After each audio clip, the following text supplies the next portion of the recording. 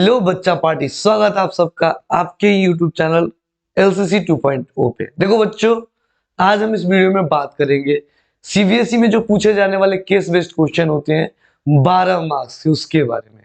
Total 3 questions आते हैं, प्रत्येक क्वेश्चन 4-4 मार्क्स का होता है। और मैक्सिमम स्टूडेंट से मुझे सुनने को ये मिलता है कि सर मुझे केस बेस्ड क्वेश्चन समझ ही नहीं आ रहा है, मैं कैसे बनाऊं, इतना ज्यादा उसमें लैंग्वेज आ जा रहा है कि मुझे कुछ समझ ही नहीं आ रहा है। तो आज उस टाइप के क्वेश्चन पे हम लोग बात करेंगे कि जो केस बेस्ड क्वेश्चन होते हैं, लैंग्वेज तो बहुत होते हैं, बट आपको सोल्व कैसे करना है, समझना कहाँ से है, मेन मेन पॉइंट्स कैसे ढूंढना है। जब तक आप क्वेश्चन को नहीं समझोगे, जब तक उसके मेन पॉइंट्स को नहीं समझोगे, तब तक आप किसी भी कीमत पे अच्छे से उसको एक्सप्लेन नहीं कर सकते हो या सोल्व नहीं कर सकते हो। तो अगर आपको पूरे 12 मार्क्स चाहिए केस बेस्ड क्वेश्चंस रिलेटेड, तो आपको इस वीडियो को पूरा देखना होगा, पूरा एंड तक। और अगर कंसेप्ट समझ में आपको आ गया तो फटाक से चैनल को सब्सक्राइब करके बेल आइकन को प्रेस कर देना, क्योंकि आपका एक सब्सक्राइब, एक लाइक मेरे लिए बहुत ही ज्यादा मोटिवेशन का काम करेगा। आप सबको पता है हम लोग का स्टार्टअप है ये, ठीक। वैसे ऑफलाइन क्लासेस चलते हैं, बट ऑनलाइन हम लोग का स्टार्टअप है। अगर आपका थोड़ा भी सपोर्ट रहा तो मुझे बहुत खुशी होगी। और मैं आप लोग के लिए इतनी रात में आकर के वीडियो बना करके अपलोड करता हूँ, काफी ज्यादा मेहनत कर रहा हूँ, तो उम्मीद मुझे पूरा है कि आप सपोर्ट जरूर करोगे। तो बिना टाइम गवाए स्टार्ट करते हैं पहले क्वेश्चन के बारे में। अभी इस ईयर 2024 का जो पहला क्वेश्चन केस बेस्ड का दिया हुआ था, आप यहाँ पढ़ सकते हैं क्वेश्चन क्या था। ठीक है, क्वेश्चन यहाँ पे जो दिया हुआ था वो ये था। सबसे पहले, Manpreet Kaur is a national record holder, इसको साइड कर लेते हैं। National record holder for women in the shot put discipline. Her throw of 18.86 metre at the Asian Grand Prix in 2017 is the maximum distance of an Indian female athlete. यानी एक मनप्रीत कौर नाम की लड़की है जो नेशनल चैंपियन रह चुकी है, और उसका Asian prix grand prix game में 2017 में सबसे हाईएस्ट उनका शॉट पुट रहा, जिसका थ्रो जो था 18.86 मीटर का रहा। अब देखो, उसके बाद में कह रहा है keeping her as a role model, Sanjeeta is determined to earn gold in the Olympics one day. अब इनको अपना रोल मॉडल मानती है कौन? संजीता। अब इनको रोल मॉडल मान करके, मनप्रीत कौर को रोल मॉडल मान करके संजीता सोचती है क्या, मुझे भी गोल्ड जीतना है। अब जीतेंगे कैसे? उनसे ज्यादा थ्रो मुझे पहुंचाना है।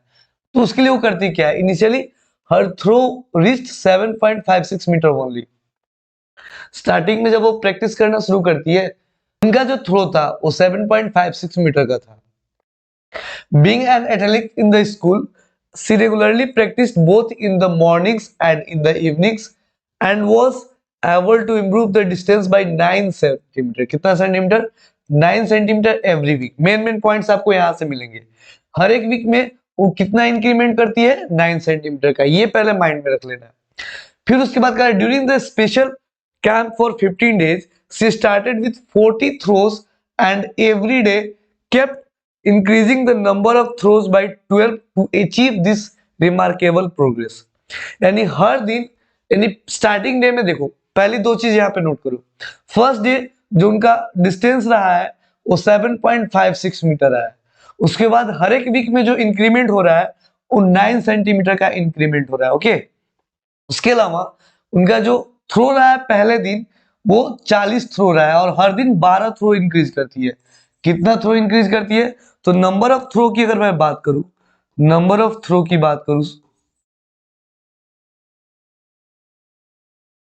तो पहले दिन 40, अगले दिन 12 एक्स्ट्रा यानी 52, अगले दिन कितना?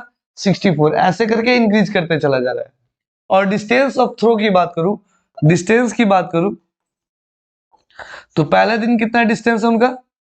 पहले दिन जो डिस्टेंस है 7.5 सेंटीमीटर का है, 5 सेंटीमीटर का, 7.56 मीटर का है। दूसरे दिन कितने का है? पहले दिन 7.56 का है, दूसरे दिन इससे 9 सेंटीमीटर बढ़ गया, यानी 7.56 मीटर यानी 7 मीटर 56 सेंटीमीटर का है। अगले दिन 9 इंक्रीज कर गया तो 7.65 का हो जाएगा। फिर अगले दिन 9 और इंक्रीज कर गया तो 7 4 का हो जाएगा।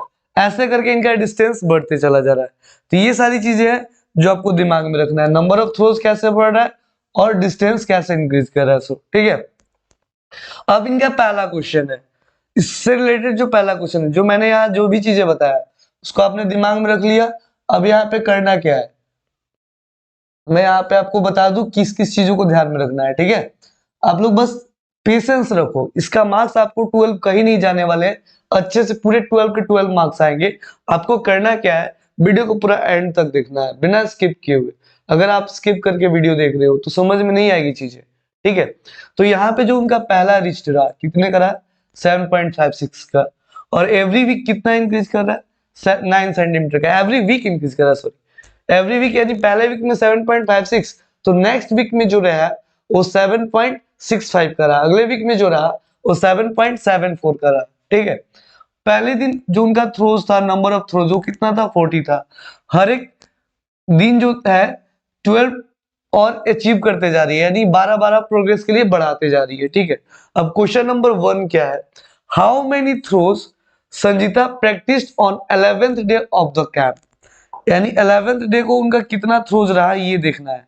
तो सबसे पहले यहाँ पे हम देखेंगे number of throws on first day, number of throws on first day, पहले दिन कितना रहा, पहले दिन रहा 40, पहले दिन कितना थ्रोज रहा 40। फिर number of throws on second day, दूसरे दिन कितना रहा, सेकेंड डे जो उनका थ्रो रहा है वो 12 बढ़ गया, यानी कितना हो गया 52। फिर number of throws on third day, तीसरे दिन क्या रहा, तो तीसरे दिन कितना 12 और बढ़ गया, यानी 64 हो गया। ऐसे करके इंक्रीज करते चला जा रहा है। ठीक, तो ये जब भी कोई भी चीजें इंक्रीजिंग की बात की जाए तो आप सबको पता होगा ये एपी से रिलेटेड क्वेश्चन है। पहले दिन कुछ और, अगले दिन उससे ज्यादा, फिर अगले दिन उससे ज्यादा। तो ये चीजें जो है डिपेंड करता है किस चीज पे, ये ये चीजें जो डिपेंड करता है आपके एपी पे डिपेंड करता है। ठीक है, तो यहाँ पे हम करेंगे क्या, 40 52 64 गया, यानी ए की वैल्यू कितनी हो गई आपकी, ए की वैल्यू हो गई 40, और डी की वैल्यू कितनी हो जाएगी, यहाँ पे डी की वैल्यू हो जाएगी 12, क्योंकि 12-12 इंक्रीज कर रहा है ना, पहला दिन 40, अगले दिन 12 इंक्रीज कर गया 52, अगले दिन 12 और इंक्रीज कर गया, तो डी की वैल्यू कितनी हो गई 12 हो गई। अब पहले दिन 40 है, दूसरे दिन 52 है, तीसरे दिन 64 है, तो number of throws on 11th day पूछा जा रहा है। कौन से डे पूछा जा रहा है, 11th डे। अब कहने का मतलब पहले वाले दिन को हम A1 कहते हैं, पहले वाले दिन को क्या कहते हैं हम A1 कहते हैं, दूसरे वाले दिन को क्या कहते हैं A2 कहते हैं, तीसरे वाले दिन को क्या कहते हैं A3 कहते हैं, यानी थर्ड टर्म। तीसरे वाले T3 कहो या A3 कहो कोई फर्क नहीं पड़ता है, तीसरे वाले दिन को A3 कहते हैं। वैसे ही चौथे वाले दिन को, सॉरी 11th वाले दिन को हम क्या कहेंगे, A11 कहेंगे। क्या कहेंगे, A11। अब आप सभी को एपी पढ़े होइएगा तो सबको इजीली पता होगा कि एपी में कोई भी टर्म निकालने का फॉर्मूला क्या होता है। ठीक, तो A11 हमें निकालना, ए की वैल्यू कितनी दे दी हुई है, ए की वैल्यू जो है यहाँ पे, ए की वैल्यू दे दी हुई है यहाँ पे आपके 40, और उसके साथ साथ डी की वैल्यू जो दी हुई है वो कितना है, डी की वैल्यू है 12, और निकालना हमें क्या 11th डे कितना नंबर ऑफ थ्रोज रहा, तो 11 डे कितना रहा, यानी A11 निकालना है। तो याद रखिएगा कंसेप्ट में जो एपी पढ़ाया उसमें बताया हूं कि एपी में किसी भी टर्म का वैल्यू निकालना हो, सपोज अगर हमें A7 निकालना है, नॉर्मल फॉर्मूला होता है an का a plus n minus one into D होता है, नॉर्मल फॉर्मूला होता है a plus n minus one into D होता है। वैसे ही अगर A7 निकालना है, देखो यहाँ पे ध्यान दो, जितना भी नंबर ऑफ टर्म्स रहा उसमें से 1 माइनस कर देना है, इंटू में डी कर देना है। अगर A7 निकालना है मतलब a प्लस 6d, अगर आपको A15 निकालना है मतलब a प्लस क्या होता है 14d। अब आपको मन है या फॉर्मूला तो फॉर्मूला लिखो, नहीं मन है तो सीधी सी आप A11 है तो एक माइनस कर दो 11 से, कितना हो गया 10, यानी A11 को a प्लस हम 10d लिख सकते हैं। अब कहने का मतलब a की वैल्यू कितनी है 40, तो a के जगह पे लिखेंगे 40, और d की वैल्यू कितनी है 12, तो 10 इंटू डी की वैल्यू कितना करेंगे यहाँ पे 12 करेंगे। अब 40 का 40 10 इंटू 12 करेंगे कितना हो जाएगा मेरा 120। इन दोनों को ऐड करेंगे कितना हो जाएगा 160। हेंस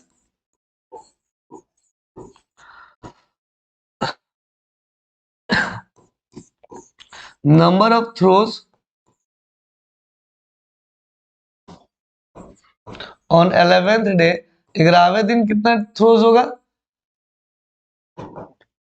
160 थ्रो होगा। ओके, आई होप आप लोग को ये समझ में आ गया होगा। एक नंबर क्वेश्चन मन है तो स्क्रीनशॉट ले लो। स्क्रीनशॉट में ध्यान देना, पहले का ये जो मैंने लैंग्वेज लिखा है ये आपको लिखना है। इसके बाद मैंने यहाँ पे अगले पेज में सॉल्यूशन दे रखा है, यहाँ पे मैंने सॉल्यूशन दे दिया। अब ये सॉल्यूशन को नोट कर लो। ओके, दोनों इंपॉर्टेंट है। पहले लैंग्वेज लिखना है कि पहले दिन कितना, दूसरे दिन कितना, तीसरे दिन कितना। इस हिसाब से 11th डे को क्या होगा 11th डे यानी A11 निकालना है आपको, A+10D करके। ओके, आई होप कि आपको ये समझ में आया होगा। नहीं समझ में आया होगा तो कमेंट में जरूर बताना, अगला जो भी वीडियो डालूंगा उसमें इसको एक्सप्लेन कर दूंगा। ओके, अगले क्वेश्चन के बारे में आते हैं हम लोग। सर इसका दूसरा नंबर क्वेश्चन इसको कर देता हूं मैं erase. Okay,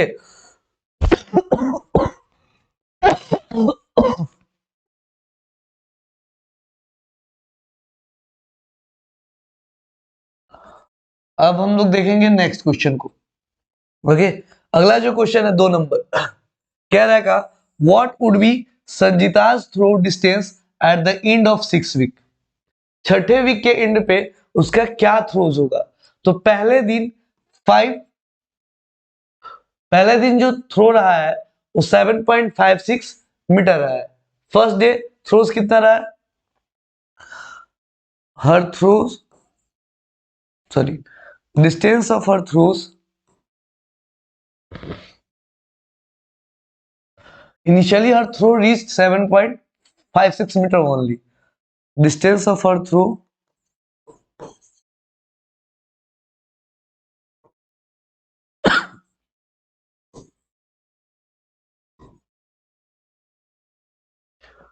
distance of her throw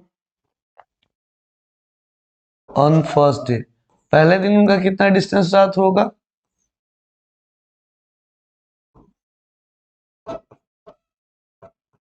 7.56 metre. Okay, पहले दिन थ्रो कितना रहा 7.56 metre. At the end of first week, at the end of first week, पहले वीक के एंड में कितना होगा। तो पहले दिन के एंड में, अब यहाँ ध्यान दो 0.9 से सॉरी यहाँ पे कह रहा है का 9 सेंटीमीटर इंक्रीज करता है, यानी कि 9 सेंटीमीटर को हम क्या लिख सकते हैं 0.09 मीटर लिख सकते हैं।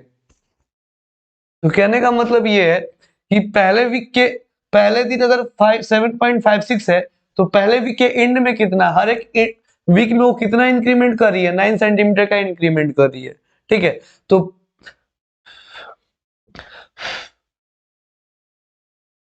अब कहने का मतलब है पहले दिन 7.56 मीटर है तो पहले वीक के एंड में कितना होगा, तो 7.56 मीटर में हम ऐड कर लेंगे किसको 0.09 मीटर को। अब जैसे ही इसको ऐड करेंगे कितना आएगा रिजल्ट 7.65 मीटर, ये आपका आ जाएगा रिजल्ट। ओके, पहले वीक के एंड में ये इनका रिजल्ट रहेगा 7.6 मीटर। फिर at the end of second week के एंड में कितना हुआ। अब यहाँ आप एक चीज ऑब्जर्व करेंगे, सेकेंड वीक में फिर से 0.09 सेंटीमीटर बढ़ जाएगा, यानी 7.56 मीटर तो रहेगा फर्स्ट वीक एंड में।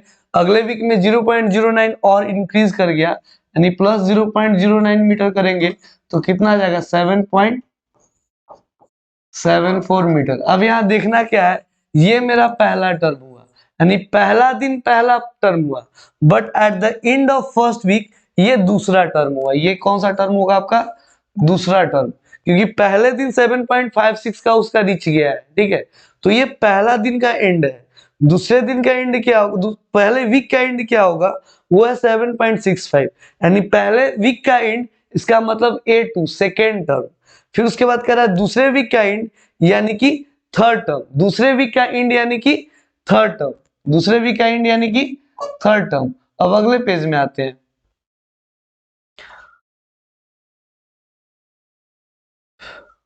अब अगले पेज के एंड में आते हैं। अब यहाँ पे मैं इसको इरेज कर ले रहा हूँ, पहले वाला जो रहा इसको मैं कर लेता हूँ इरेज।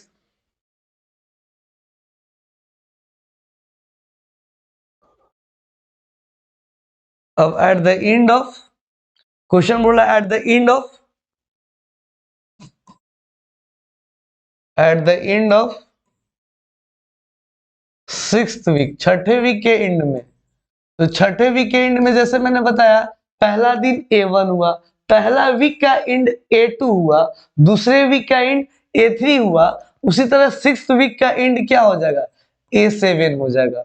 और A7 की फॉर्मूला क्या होती है, A प्लस 6D। कितना होता है, A प्लस 6D। अब बताइए इस क्वेश्चन के अकॉर्डिंग A की वैल्यू कितनी है, A की वैल्यू बताओगे आप हुआ 57.56 मीटर, क्योंकि पहले दिन जो उसका रीच रहा है थ्रो का, वही उसका पहला टर्म हुआ। पहले वीक के एंड में जो रहा वो उसका दूसरा हुआ। अब पहले वीक के एंड में बढ़ कितना रहा है, तो 0.09 मीटर बढ़ रहा है। कितना बढ़ रहा है, 0.09 मीटर। तो ये डी की वैल्यू गई, जो चेंजेस दिख रहा है आपको इसमें वीक बाई वीक, तो वो 0.09 की है। तो जो पहले वीक का एंड का रहा वो 0.09 इसमें इंक्रीमेंट हो जा रहा है, ठीक है। तो आपका क्या हो जाएगा, ए हो गया 7.56, डी हो जाएगा 0.09। तो आपको यहाँ पे कैलकुलेट करना है, एक जगह पे पुट करेंगे 7.56 मीटर, अब प्लस 6 इंटू डी के जगह पे पुट करेंगे 0.09 मीटर।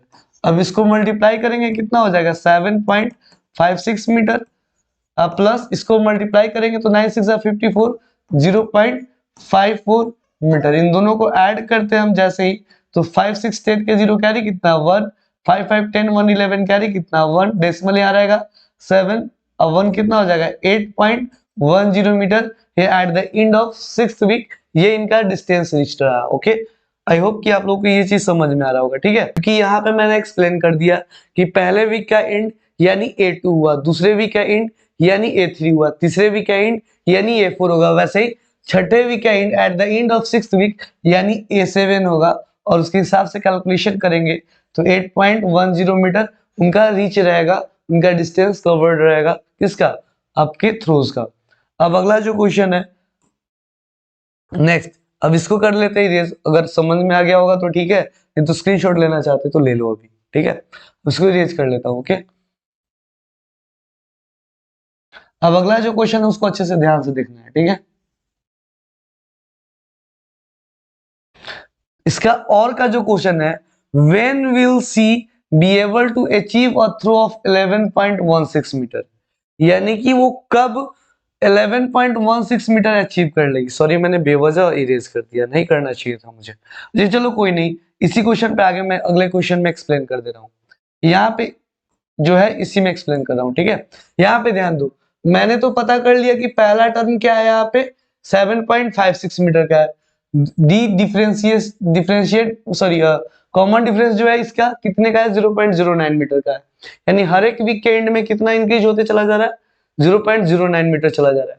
अब कहने का मतलब ये है कि आपको अब ये पता करना है कि कितने दिन में 11.16 मीटर की अचीवमेंट होनी चाहिए, कितने वीक में। तो मान लेते लेट सॉरी कितने वीक में, let at the end of nth week, मान लेते हैं कि nth वीक के एंड में, इधर सोल्व कर रहा हूं, सी विल अचीव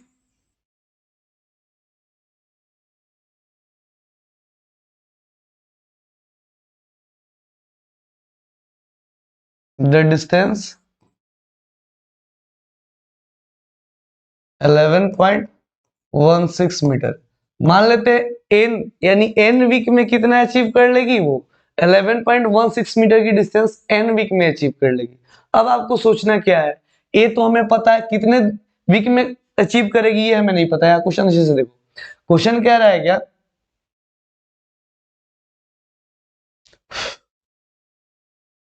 क्वेश्चन कह रहा है क्या, when will she be able to achieve a throw of 11.16 metre, यानी वो कब अचीव करेगी। तो कहने का मतलब है हम लोग जो ये देख रहे हैं ये इन वीक के हिसाब से देख रहे हैं ना, कि वीक के हिसाब से कब अचीव करेगी क्या करेगी, सो ये सब चीजें उसके हिसाब से देख रहे हैं।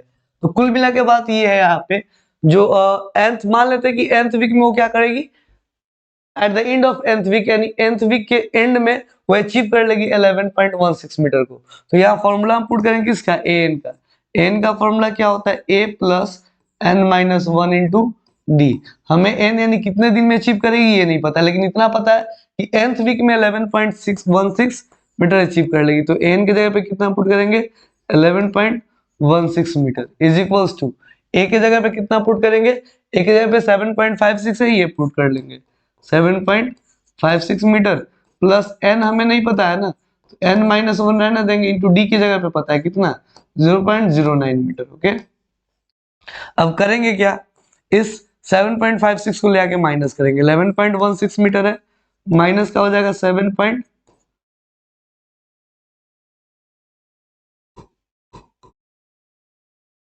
माइनस का हो जाएगा 7.56 मीटर, फिर इज इक्वल्स टू हो जाएगा n माइनस वन इंटू में 0.09 मीटर। ओके, अब इसको जरा माइनस करते हैं क्या आता है। अब इसको करेंगे हम माइनस, तो आप यहाँ देख सकते हैं माइनस करने के बाद में 6 से 6 गया 0, 11 से 5 जाएगा 6, डेसिमल यहाँ बचा 10, 10 से 7 जाएगा कितना बचेगा 3.60।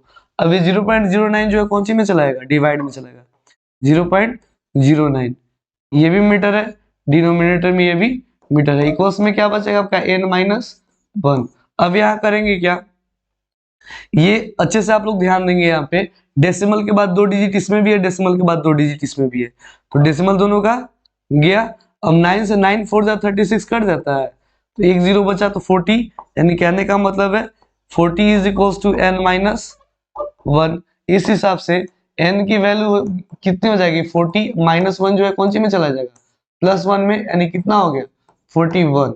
यानी कहने का मतलब ये हुआ, at the end of 41st week she will achieve the distance 11.16 metre. तो यहाँ लैंग्वेज करके लिख लेंगे, hence at the end of, sorry, hence at the end of, क्या दिक्कत आ रहा है,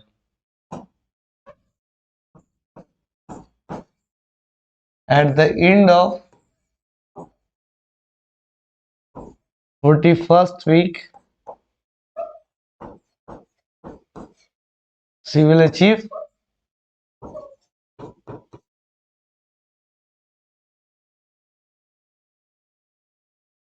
the distance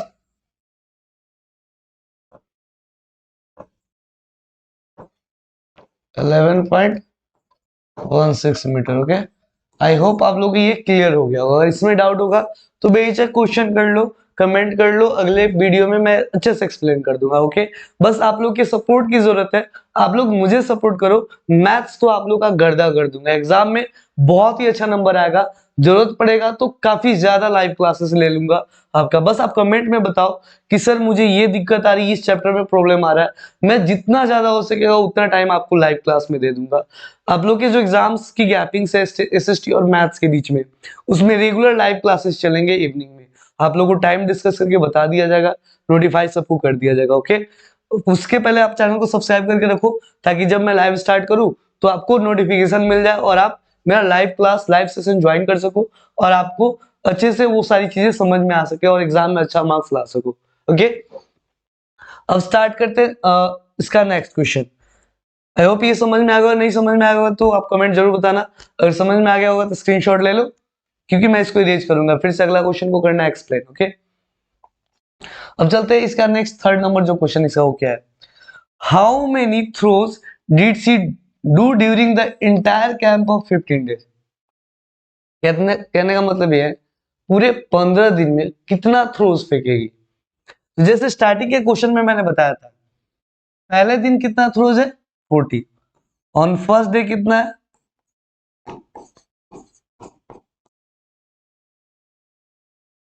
number of throws कितना है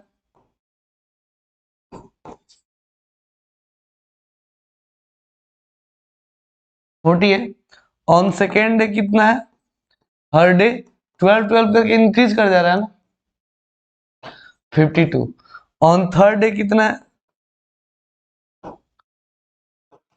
64। अब कहने का मतलब है टोटल 15 दिन में टोटल कितने थ्रोज फेंक रही है, 15 दिन में टोटल कह रहा है क्या, how many throws did she do during the entire camp of 15 days. पूरे 15 दिन के कैंप में टोटल कितना थ्रो करी। तो पहले दिन 40, दूसरे दिन 52। अगर 2 दिन के मैं मिला दूं तो 2 दिन का कितना हो जाएगा, 92 हो जाएगा। 2 दिन का कितना हो जाएगा, 92 हो जाएगा। और पूरे 3 डेज का मैं मिला दूं तो 3 डेज का कितना हो जाएगा, 4 to 6, और उसके बाद में 6 9 15 156 हो जाएगा। अब आप इसको अच्छे से समझेंगे, पहले दिन का 40, दूसरे दिन का 52, दोनों को ऐड किया तो मैं 2 दिन तक का जो नंबर ऑफ थ्रोज रहा वो 92 रहा, 3 दिन तक का ओवरऑल जो रहा 156 रहा। तो आप इसको देख के समझेंगे क्या किया जा रहा है, ऐड किया जा रहा है। क्या किया जा रहा है, ऐड किया जा रहा है। जो थ्रोज है एवरीडे का उसको ऐड किया जा रहा है।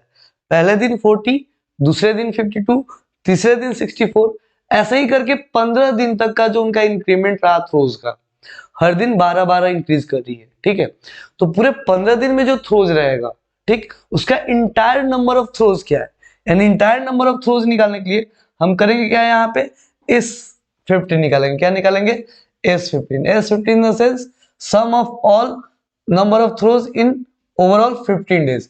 पूरे 15 डेज की जो नंबर ऑफ थ्रोज होगी वो हमें कैलकुलेट करना। ओके,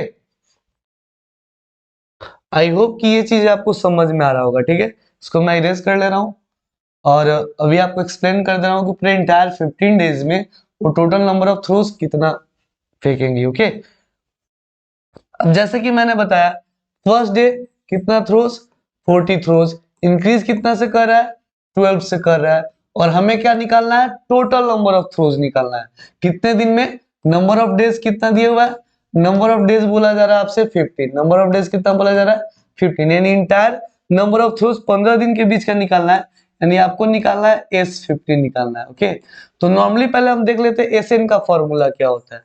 SN का फॉर्मूला होता है n/2 बाई में 2a plus n-1 into D. कितना होता है, n-1 इंटू डी।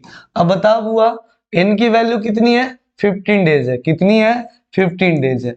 तो 15 डेज है तो यहाँ पुट करेंगे n के जगह पे 15 इक्वल्स टू में हो जाएगा 15 बाई में 2 ब्रैकेट 2 इंटू a की वैल्यू कितनी है देख लो, a की वैल्यू है 40, तो यहाँ मल्टीप्लाई बाय 40, फिर प्लस 15 माइनस का 1 इंटू डी की वैल्यू कितनी है 12, तो यहाँ पुट करेंगे 12। ओके, आई होप कि आप लोगों को ये चीज समझ में आ रहा होगा। अब करेंगे यहाँ पे 15/2, फिर यहाँ पे 240 को मल्टीप्लाई करेंगे आएगा 80 प्लस 15 से 1 माइनस हो जाएगा 14 मल्टीप्लाई बाय 12। ओके, अब करेंगे क्या, 15/2, फिर पहले हम मल्टीप्लाई कर लेंगे तब एडिशन होता है ना। ये बेचारा 80 एज इट इज रहेगा। 12 को 14 से मल्टीप्लाई करेंगे, 12 4 जा 48, कैरी का कितना 4, 12 1 जा 12 4 16। ओके, अब इस दोनों को कर लेंगे ऐड, फिर ब्रैकेट पहले ब्रेक करेंगे, 15/2 मल्टीप्लाई बाई दोनों को ऐड करेंगे, 80 कितना हो जाएगा मेरा 8 8 6 8 14 का 4, कैरी कितना हो जाएगा 1 1 1 कितना हो जाएगा 2, ये 2 से कैंसिल होगा, 2 1 जा 2 2 2 जा 4 2 4 जा 8। ओके, अब मल्टीप्लाई करेंगे 15 को 124 से, 15 4 जा 60 का 0, कैरी कितना 6, 15 2 जा 30 और 6 36, कैरी कितना 3, 15 1 जा 15 और 3 कितना होता है 18 होता है। यानी टोटल नंबर ऑफ थ्रोज जो इंटायर 15 डेज में रहेगा वो 1860 होगा। ओके, तो एक क्वेश्चन में थोड़ा टाइम लगा, बट आई होप आप लोग बहुत अच्छे से समझ गए होंगे। अगर समझ गए होंगे तो वीडियो को शेयर जरूर कर देना दोस्त। ओके, मुझे पता है आप लोग मेरे लिए इतना जरूर करोगे, आप लोग की सपोर्ट की जरूरत है। अब अगला जो क्वेश्चन है यहाँ पे हम लोग देखेंगे, कह रहा है Tarunya was the thrilled to know that the football tournament is fixed with a monthly time frame from 20th July to 20th August 2023, and for the first time in the FIFA Women's World Cup history, two nations host in 10 venues. Her father felt that the game can be better understood if the position of players is represented as points on the coordinate plane. And उसके father का मानना है कि ये जो game है, tournament जो है आपका फुटबॉल का, वो समझ में तब आएगा जब प्लेयर्स की पोजीशन को एज अ कोऑर्डिनेट हम मान ले तो यहाँ पे प्लेयर्स की जो पोजीशन है उनकी एक कोऑर्डिनेट वैल्यू यानी कोऑर्डिनेट पॉइंट से इंडिकेट करा गया है। ठीक है, कैसे करा गया है इसके अगले पेज में इंक्लूडेड है, अगले पेज में हम देखते हैं। जैसे यहाँ पे देख लो, क्वेश्चन 1 नंबर बोला जा रहा है, at the instance the midfielder and the forward form a parallelogram. ठीक है, जो मिडफील्डर है और फॉरवर्ड प्लेयर जो है ये सब के सब क्या बना रहा है, एक पैरेललोग्राम बना रहा है। इस हिसाब से find the position of the central midfielder D if the position of other players who form the parallelogram are, A दे दिया है 1,2, ए की पोजीशन कितनी है 1,2। उसके बाद में बी की पोजीशन क्या है 4,3, बी की पोजीशन क्या है 4,3, और सी की पोजीशन क्या है, सी की पोजीशन है 6,6, और उसके बाद में डी की पोजीशन क्या है हमें नहीं पता है, डी की पोजीशन हमें नहीं पता। अब हमें करना क्या है, डी की पोजीशन निकालना। अब कह रहा है क्या क्वेश्चन कि ये, सॉरी यहाँ पे मैं कलर थोड़ा चेंज कर ले रहा हूँ ताकि समझ में आए, यहाँ पे मैं येलो कर ले रहा हूँ। ओके, जैसे कह रहा है का ए बी जो है,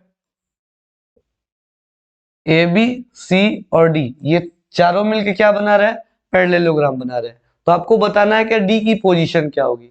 तो ये 1 मार्क्स का क्वेश्चन है, आप चाहो तो डायरेक्ट आंसर कर सकते हो। कैसे करोगे, देखो कभी भी पैरेललोग्राम में आप सबको पता होना चाहिए, ये बी से सी जितना का डिस्टेंस पे रहेगा ना, उतना ही के डिस्टेंस पे ये डी से ए रहता है। यानी कहने का मतलब क्या है, बी से परपेंडिकुलर डिस्टेंस यानी दोनों के बीच की जो परपेंडिकुलर डिस्टेंस है वो जितनी की रहेगी उतना ही ए और डी का रहेगा।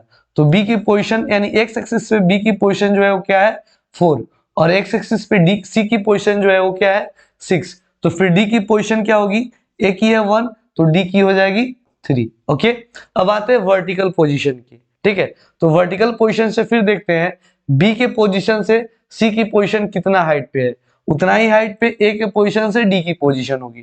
तो यहाँ देखेंगे बी की पोजीशन का वाई एक्सिस से 3, तो सी का कितना है 6, यानी 3 इंक्रीज करा ना, तो जब 3 इंक्रीज किया तो यहाँ 2 है, 2 में 3 प्लस कर देंगे कितना हो जाएगा 5 हो जाएगा। ओके, 3,5 ये पोजीशन हो जाएगा किसका, डी का।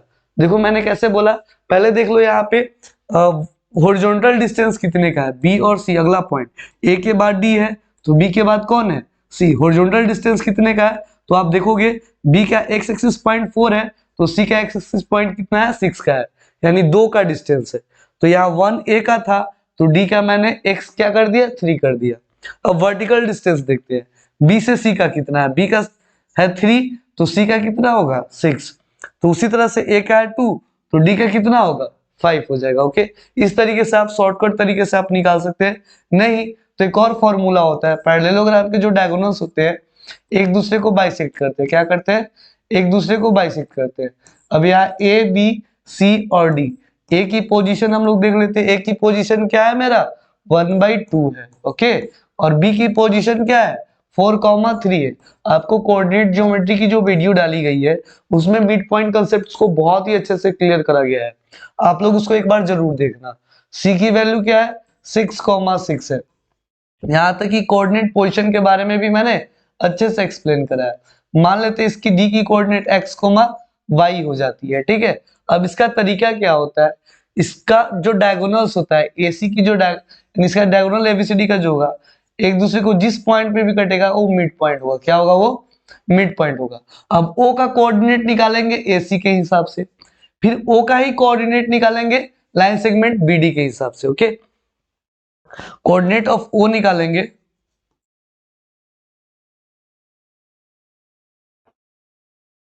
फॉर लाइन सेगमेंट AC, फिर उसी तरह coordinate of O for line segment BD। अब कोऑर्डिनेट O की कोऑर्डिनेट निकालने के लिए सिंपल सा फॉर्मूला हम कौन सा यूज करेंगे मिड पॉइंट का, क्योंकि ये एक मिड पॉइंट है। मिड पॉइंट का फॉर्मूला क्या होता है x1 + x2/2 y1 + y2 तो 1 + 6/2 1 + 6/2 कॉमा 2 + 6/2 2 + 6/2, फिर इक्वल्स हो जाएगा यहाँ पे b की वैल्यू क्या हो जाएगा 4 + x/2 4 + x/2 कॉमा 3 + y/2। अब यहां से करते क्या है ये x को x के इक्वल करते हैं और y वाले को y के इक्वल करते हैं। बताया था ना मैंने, जब भी मिड पॉइंट की कंसेप्ट हो या सेक्शन फॉर्मूला कंसेप्ट हो, फॉर्मूला तो हम डालेंगे, हमें जो वैल्यू पता है वो डालेंगे, जो नहीं पता उसको वैसे ही रहने देंगे, ठीक है। अब यहाँ क्रॉस गुना करोगे तो 7, पहले तो ये 2 कैंसिल हो जाएगा, हटा दो। 7 प्लस 7 इज इक्वल टू हो जाएगा 4 प्लस एक्स, तो एक्स की वैल्यू कितनी आ गई, 3 आ गई। वैसे ही यहाँ पे 6 to 8 और यहाँ हो जाएगा 3 प्लस वाई, यानी 8 is equal to 3 plus y. इस हिसाब से वाई कितना हो गया 5। ओके, इस तरीके से तुम निकाल लो, ठीक है। आई होप ये समझ में आया होगा, नहीं आया होगा तो बोल देना, इसके लिए स्पेशली एक अलग से जो वीडियो बनाऊंगा उसमें एक स्पेशल क्वेश्चन को डाल दूंगा इसको, ठीक है, इसको स्पेशल ऐड कर लूंगा, ठीक है ना। अगर नहीं समझ में आया होगा तो बता देना प्लीज। हमको जहां तक लग रहा है समझ में आ गया होगा, क्योंकि ये एसी और बीडी एक डायगोनल है जो पैरेललोग्राम का डायगोनल है और एक दूसरे को बाइसेक्ट करता है, तो जो पॉइंट ऑफ इंटरसेक्शन होगा ना वो मिड पॉइंट होगा दोनों का। ये ओ जो है एसी का भी मिड पॉइंट है और फिर बीडी का भी मिड पॉइंट है, ठीक है। तो मिड पॉइंट फॉर्मूला से इसको मैंने कैलकुलेट करा, ठीक है ना। तो आई होप कि आप लोगों को समझ में आ गया होगा।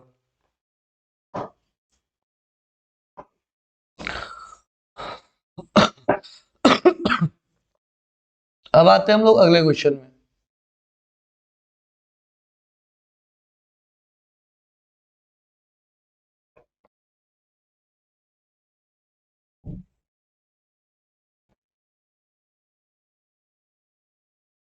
ओके, नेक्स्ट क्वेश्चन जो है, check if the goalkeeper G, goalkeeper की जो पोजीशन है, पहले इसको भी मैं कर लू इरेज, ठीक है। गोलकीपर की जो पोजीशन है जी है -3,5। आपका गोलकीपर किधर है, यहाँ देख ले। गोलकीपर की जो पोजीशन क्वेश्चन बता रहा है वो -3,5 बता रहा है, ठीक है। उसके बाद में फिर कह रहा है स्वीपर एज की जो पोजीशन है 3,1 है। एज की जो पोजीशन है वो कितना है, 3,1 है। उसके बाद कह रहा है के की जो पोजीशन है वो 0,3 है। के की पोजीशन क्या है, 0,3 है। अब आपको बताना है fall on the same line, same straight line. कहने का मतलब ये तीनों पॉइंट जो है जी, एच और के तीनों स्ट्रेट लाइन में है, ये स्ट्रेट लाइन में फॉल करता है, हमें प्रूव करना है। अब यहाँ ध्यान देंगे, जी है माइनस, यहाँ जी हम ले लिए, यहाँ पे एच ले लिए और यहाँ पे के ले लिए, ठीक है। अब जी है -3,5, एच मेरा कितना था, एच है मेरा 3,1 और वाई के कितना है 0,3। एच है 3,1 और के कितना है 0,3। एक बार मैच कर लो, नहीं तो पता चलेगा सॉल्यूशन किए और आंसर मैच आया ही नहीं, ठीक है। -3,5 है, 3,1 है और 0,3 है। ओके, अब इसको सोल्व कैसे करेंगे। अब कहने का मतलब है कोई भी 3 या 4 point straight line, same straight line में होने का मतलब रेक्टिलिनियर होना, यानी कोलिनियर होना। कोलिनियर होने का मतलब समझ में आ रहा है, 3 या 4 पॉइंट्स कभी भी कोलिनियर तभी हो सकते हैं जब उसके पार्ट का सम होल के बराबर होगा। Part in the sense GH का सम किसके साथ, एचके के साथ पूरे जीके के बराबर होगा। यानी पॉसिबल तभी है जब जीएच प्लस एचके जो होगा किसके इक्वल होगा, जीके के इक्वल होगा। तो सबसे पहले हम क्या करेंगे, डिस्टेंस निकालेंगे जीएच का, फिर एचके का, फिर जीके का। तो सबसे पहले आते हैं जीएच का। जीएच का डिस्टेंस निकालेंगे तो फॉर्मूला डिस्टेंस का क्या होता है, √x2 - x1 का whole square plus y2 - y1 का होल स्क्वायर होता है ना।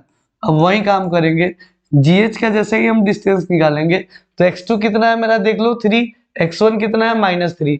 अब x2 - x1 करना है, 3 में से माइनस करना है -3 को, 3 में से माइनस करना है किसको, -3 को। ओके, फिर इसका होल स्क्वायर करेंगे, फिर प्लस y2 कितना है वो भी देख लो 1 है, 1 में से माइनस करेंगे 5 को, फिर इसका होल स्क्वायर, ठीक है। बच्चों देखो बहुत अच्छे से समझाऊंगा मैं, पूरा कोशिश करूंगा कि आपकी अंडरस्टैंडिंग लेवल बहुत अच्छी हो जाए। रिजल्ट पूरा अच्छा है, बस इसमें आपको थोड़ा सा कोऑपरेट करना है, जहां भी दिक्कत हो फटाक से मैसेज करना है, उसका सोल्यूशन मैं जरूर कुछ ना कुछ निकालूंगा अगले वीडियो में उसके रिगार्डिंग। ओके, अब 3 माइनस माइनस 3 है तो माइनस माइनस प्लस हो जाएगा ये, तो 3 + 3 कितना हो जाएगा, 6 का स्क्वायर होता है 36 प्लस यहाँ पे 1 - 5 यानी कि -4, -4 का स्क्वायर होता है 16, 16 की स्क्वायर रूट कितनी होती है, √52। अब 52 की स्क्वायर रूट क्या हो जाएगी बता देना जरा बुआ। 52 की स्क्वायर रूट हम करेंगे तो 2 2 जा 4, 13 जा 52 होता है, यानी 2 √13 हो जाएगा। कितना हो जाएगा, 2 √13 13 हो जाएगा। अब अगला जो डिस्टेंस है वो किसका निकालेंगे हम लोग, एच के का निकालेंगे। फिर एच के लिए भी same formula, x2 minus x1 का होल स्क्वायर। अब एच के लिए जब डिस्टेंस हम निकालेंगे तो 0 में से किसको माइनस करेंगे, 3 को, 0 माइनस 3 का होल स्क्वायर, प्लस फिर किसको माइनस करेंगे, 3 में से माइनस करेंगे 1 का, फिर उसका होल स्क्वायर। अब यहाँ पे ध्यान देंगे हम लोग, 0 माइनस 3 यानी कि माइनस 3 का स्क्वायर होता है 9, प्लस 3 माइनस 1 यानी 2 का स्क्वायर होता है 4। इन दोनों को ऐड करेंगे तो कितना हो जाएगा, √13 हो जाएगा। बताओ कोई दिक्कत नहीं, अरे आप तो समझदार है, हमें पता है दिक्कत नहीं होगा। फिर अब इसके बाद डिस्टेंस निकालेंगे किसका, जीके का, सॉरी यहाँ पे मैंने जीएच लिख दिया। इसके बाद किसका डिस्टेंस निकालना है हमें, जीके का। फिर सेम फॉर्मूला डालेंगे x2 माइनस x1, तो जीके यानी के से माइनस करना है किसको, हमें जी को माइनस करना है। अब बताया था ना, जब भी डिस्टेंस निकालना हो तो अगले वाले कोऑर्डिनेट से पिछले वाले को माइनस कर दो, यानी 0 से माइनस करेंगे किसको, -3 को, 0 से माइनस करेंगे किसको, -3 को, फिर इसका होल स्क्वायर, फिर उसके बाद प्लस में 3 से माइनस करेंगे किसको, 5 को, फिर उसका होल स्क्वायर। अब आप यहाँ पे ध्यान दोगे, 3 माइनस माइनस से प्लस 3 हो जाएगा, यानी 3 का स्क्वायर प्लस 0, 3 से -5 करेंगे तो कितना हो जाएगा, -2 हो जाएगा, -2 का होल स्क्वायर। अब कहने का मतलब 3 का स्क्वायर क्या होता है, √9 प्लस 2 का स्क्वायर कितना होता है 4। अब ये दोनों मिलकर क्या हो जाएगा, √13। अब यहाँ हम ध्यान देंगे, जीएच जो है वो इक्वल है किसके, √13 के। जीएच किसके इक्वल है, सॉरी यहाँ पे जो जीएच है आपका 2√13 के इक्वल है, 2√13 के इक्वल है। और जो एच के जो है वो कितने के इक्वल है, √13 के इक्वल है, √13 के इक्वल है। और आपके जो टोटल जीके जो है वो कितने का, √13 के इक्वल है। अब यहाँ समझने वाली बात क्या है, एक बार फिर से मैं प्रीवियस पेज में लेके जा रहा हूँ। यहाँ सब समझने वाली बात क्या है, ये तीनों का जो कह रहा है कि एक स्ट्रेट लाइन में होना, तो मेरा जीएच प्लस एच के दोनों का सम जीके का इक्वल होना चाहिए। अब इससे हमें क्लियरली समझ में आ रहा है, के जो है ना, के इसके बीच में होगा, के कहाँ पे होगा, इसके बीच में होगा, तभी पॉसिबल है। यानी कहने का मतलब ये हुआ कि अगर हम जीके और एच के को प्लस करें तो किसके इक्वल हो जाए, जीएच के। जबकि यहाँ क्वेश्चन देख दो, हमें चेक करना है, सॉरी चेक करना है, गोलकीपर जी, स्वीपर एच और के 0,3 सब के सब तीनों स्ट्रेट लाइन में है। तो स्ट्रेट लाइन में पॉसिबल कब, जब जीएच प्लस एच के क्या हो, तीनों का, दोनों का सम होल इक्वल हो, ठीक है। बट यहां हमें क्या मिल रहा है, यहां हमें मिल रहा है जीके प्लस एच के इज इक्वल्स टू जीएच मिल रहा है। उस हिसाब से के क्या होगा, बिटवीन ऑफ, यानी उस हिसाब से जी इधर होगा, के एच इधर होगा और एच मेरा इधर होगा। जबकि जो क्वेश्चन में फिगर के अकॉर्डिंग क्या है, एच बीच में है, के लास्ट में, तो ये पॉसिबल नहीं है, ठीक है, ये पॉसिबल नहीं है, नो। आंसर क्या हो जाएगा आपका, ठीक है। अब इसी का सेकेंड क्वेश्चन है, इसी का सेकेंड जो क्वेश्चन है आपको चेक करके बताना है कि जे 5-3 सेंटर बैक आई -4 6 ये इक्वी डिस्टेंस है 6 से, किससे इक्वी डिस्टेंस है, सी से। यानी जे की पोजीशन क्या है देख लो यहाँ पे, पहले इसको इरेज कर लेता हूं मैं।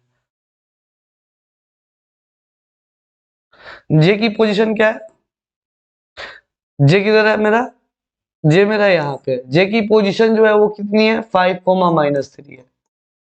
उसके बाद में आई की पोजीशन क्या है, -4, 6 है। और उसके बाद में सी की पोजीशन क्या है, सी की पोजीशन आपका 0,1 है।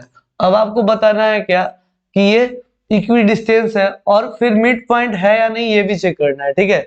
C is the mid point of I J, दोनों चीज चेक करना है कि सी मिड पॉइंट है या नहीं। उसके बाद में सी जो है आई और जे दोनों से इक्वल डिस्टेंस पे है या नहीं। तो यहाँ पे पहले इस वाले सॉल्यूशन को मैं इरेज कर लेता हूँ ताकि बाकी के मैं समझा सकूं, ओके।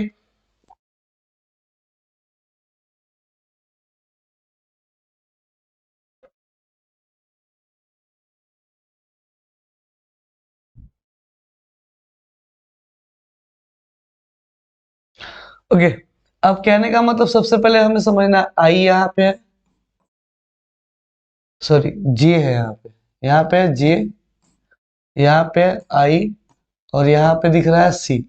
जे की जो पोजीशन है और आई की जो पोजीशन है और सी की जो पोजीशन है, सी की पोजीशन कितना है 0,1। उसके बाद में जे की पोजीशन है 5-3, आई की पोजीशन है -4 6। 5-3, 5-3, उसके बाद में -4 6 था ना, -4 6, ओके, -4 और 6, ये आई सी और जे की पोजीशन हो गई, ठीक है। सी की पोजीशन 0,1। अब करना क्या, आपको चेक करना है ये तीनों इक्वल डिस्टेंस पे है या नहीं। इक्वल डिस्टेंस पे होना इन द सेंस जेसी की जो डिस्टेंस होगी और आईसी की जो डिस्टेंस होगी वो इक्वल होना चाहिए। तो सबसे पहले निकालते हैं जेसी का डिस्टेंस। किसका डिस्टेंस? जेसी। तो फॉर्मूला वही होता है ना, √x2 - x1 का whole square plus y2 - y1 का होल स्क्वायर, √x2 - x1 का होल स्क्वायर प्लस में y2 - y1 का होल स्क्वायर, ओके। अब यहाँ पे ध्यान देंगे, मेरा x2 कितना है ये देख लो, x2 कितना है 0, 0 में से करेंगे -5 का होल स्क्वायर फिर प्लस y2 कितना है मेरा 1 में से माइनस करेंगे -3 को तो बन जाएगा +3 का होल स्क्वायर। अब यहाँ स्क्वायर करेंगे तो ये 5 का स्क्वायर 25 हो जाएगा, यहाँ 4 का स्क्वायर कितना हो जाएगा 16 हो जाएगा, √41। फिर आते हैं इसका आईसी निकालते हैं। क्या निकालते हैं? आईसी निकालते हैं। तो आईसी निकालेंगे तो फिर वैसे ही फॉर्मूला, सी से आई को माइनस करेंगे यानी 0 में से -4 करेंगे तो माइनस माइनस क्या हो जाएगा +4 का होल स्क्वायर फिर प्लस सी से माइनस करना आई को यानी कि 1 से माइनस करेंगे 6 को का होल स्क्वायर। अब यहाँ ध्यान देंगे 4 का स्क्वायर 16 होता है और यहाँ पे 1 से -6 करेंगे -5 का स्क्वायर कितना हो जाएगा 25। दोनों को ऐड कर लो कितना आ गया 41 आ गया। अब बताओ दोनों डिस्टेंस इक्वल है, यानी कि यहाँ पे हमें ये समझ में आया कि जेसी जो है किसके इक्वल है? आईसी के इक्वल है। तो यहाँ लिखेंगे yes C is equidistant from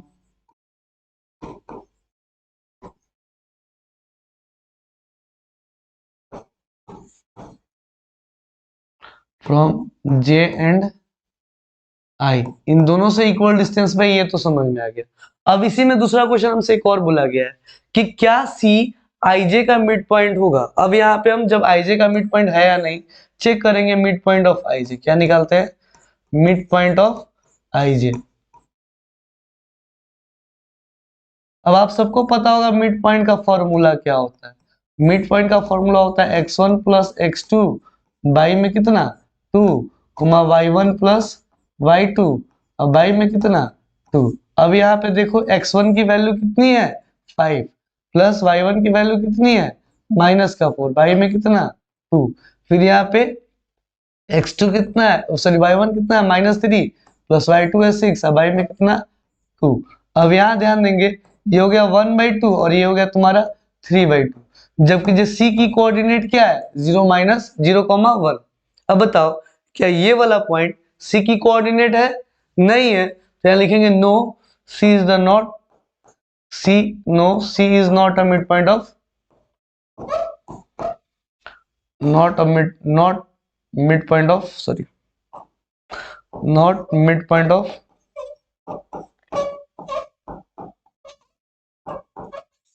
IJ. C जो है आईजे की मिड पॉइंट नहीं है। आई थिंक यहां तक क्वेश्चन आप लोगों को इजीली बहुत अच्छे से समझ में आया होगा, ठीक है। अगर नहीं समझ में आया होगा तो कमेंट में जरूर बताना, ठीक। समझ में आ गया होगा तो स्क्रीनशॉट ले लो फटाक से। अगले क्वेश्चन पे हम लोग चलते हैं। इसी का 3 नंबर क्वेश्चन। इसका 3 नंबर क्वेश्चन क्या है?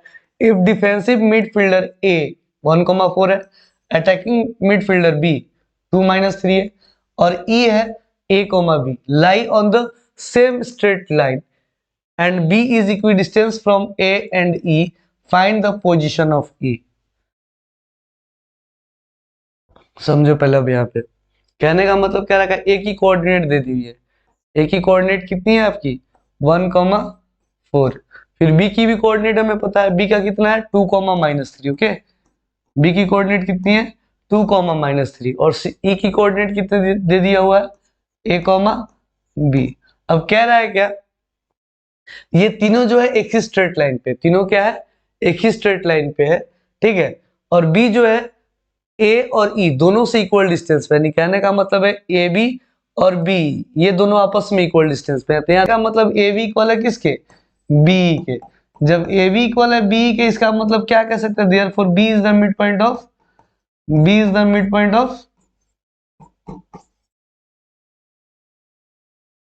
B is the mid point of A, क्या हो जाएगा, बी जो हो जाएगा ए का मिड पॉइंट हो जाएगा। जब कहने का मतलब है एक ही लाइन में तीनों पॉइंट्स है और बी बीच में है, यानी बी दोनों से इक्वल डिस्टेंस पे है, इससे सीधा सा पता चल रहा है बी क्या है, ए क्या मिड पॉइंट है। जब बी मिड पॉइंट है तो फॉर्मूला कौन सा लगाएंगे, मिड पॉइंट का। तो यहाँ पे कोऑर्डिनेट ऑफ मिड पॉइंट का फॉर्मूला क्या होता है, कोऑर्डिनेट ऑफ बी का जो फॉर्मूला होगा वो क्या होगा, कोऑर्डिनेट ऑफ बी की जो फॉर्मूला होगा वो मिड पॉइंट फॉर्मूले पे सेट होगा। x1 प्लस x2 बाई में कितना 2, comma y1 plus y2 by में कितना तो 2। ओके, अब यहाँ पे b की कोऑर्डिनेट कितनी दी हुई है, b की कोऑर्डिनेट दी हुई है 2 कोमा -3। ओके, b की कोऑर्डिनेट है 2 कोमा -3 इक्वल्स टू, यहाँ पे x1 और x2, x1 की वैल्यू कितनी है 1 और x2 की वैल्यू कितनी है a, यानी कि 1 प्लस a बाई में कितना 2, कोमा y1 की वैल्यू कितनी है 4 और y2 की वैल्यू है b, यानी 4 प्लस b बाई में कितना 2। ओके, आई होप यहां तक समझ में आ रहा होगा।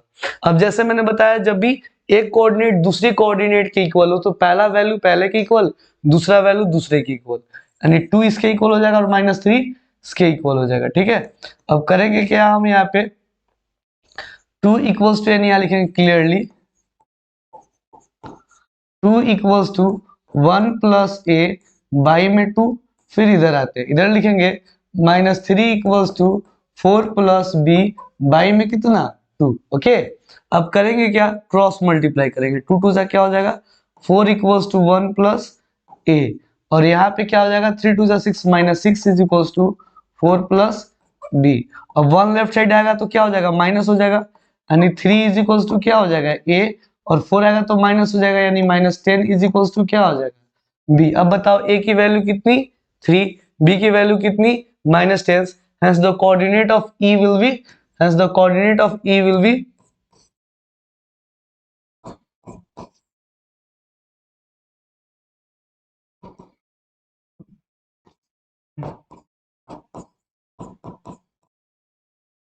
a कोमा b है ना, a की वैल्यू कितनी 3 और b की वैल्यू कितनी -10, ये आपका आंसर हो जाएगा। ओके, ये आपका क्या हो गया आंसर हो गया। आई होप ये आपको समझ में आ गया होगा अच्छे से, नहीं समझ में आया हो तो कमेंट में हमें जरूर बताना। ओके, हम हैं यहाँ आपके हेल्प के लिए, आपका एग्जाम खराब नहीं जाएगा, बहुत ही अच्छा जाएगा। बस दिक्कत जो भी है आपको आप हमें बताएं, मैं आपका हर एक प्रॉब्लम का सॉल्यूशन जरूर निकालूंगा। ओके, अब यहाँ इसका तीनों चारों क्वेश्चन हो गया सोल्व। ठीक है, अब आते हैं हम लोग अगले क्वेश्चन में। अगला जो क्वेश्चन है, on evening Kaushik was in a park, children were playing cricket, birds were singing on a nearby tree of height 80 meter. He observed a bird on the tree at an angle of elevation of 45 degree. When a sixer was hit, a ball flew through the tree, flattening the bird to fly away. In 2 seconds, he observed the bird flying at the same height at an angle of elevation of 30 degree and ball flying towards him at the same height at an angle of elevation of 60 degree। यहाँ पे आपको figure दे दिए हुआ है। ठीक है, अब यहाँ करना क्या क्या अच्छे समझना है।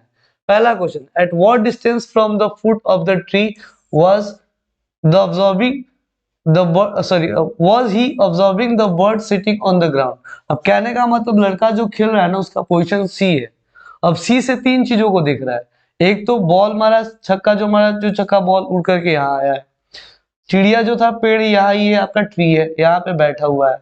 अब यहाँ से उड़ती है और 2 सेकंड में, कितने टाइम में, सिर्फ और सिर्फ 2 सेकंड में यहाँ से यहाँ ए से कहाँ पहुंच जाती है, डी पहुंच जाती है।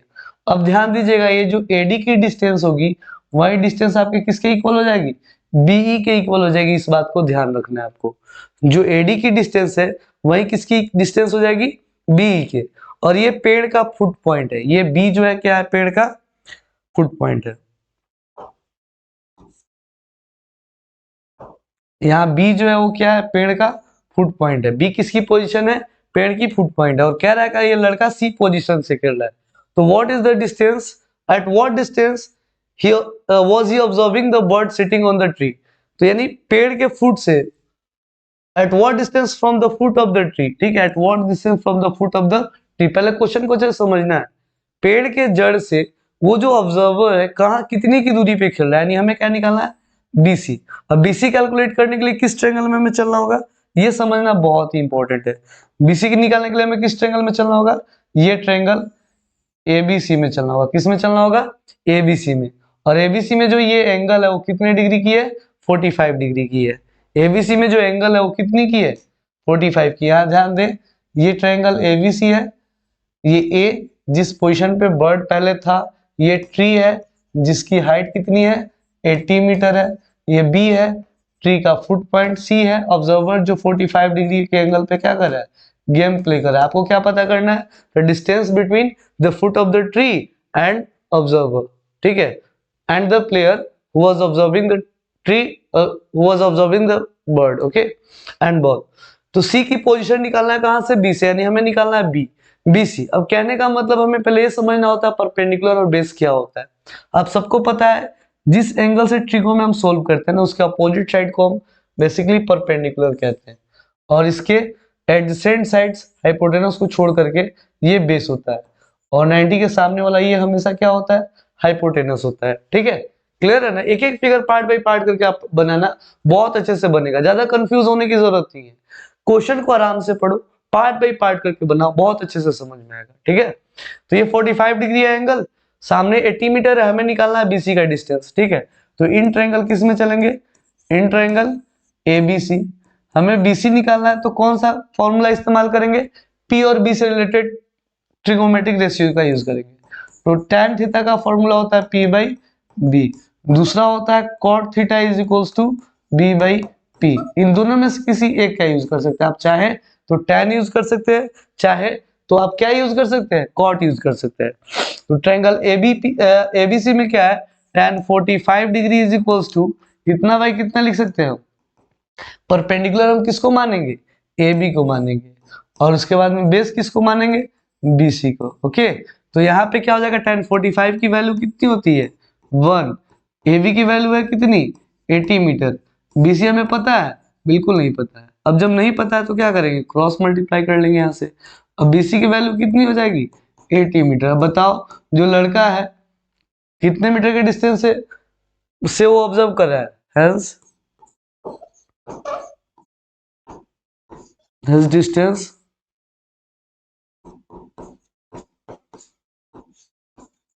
from the foot of tree, from the foot of tree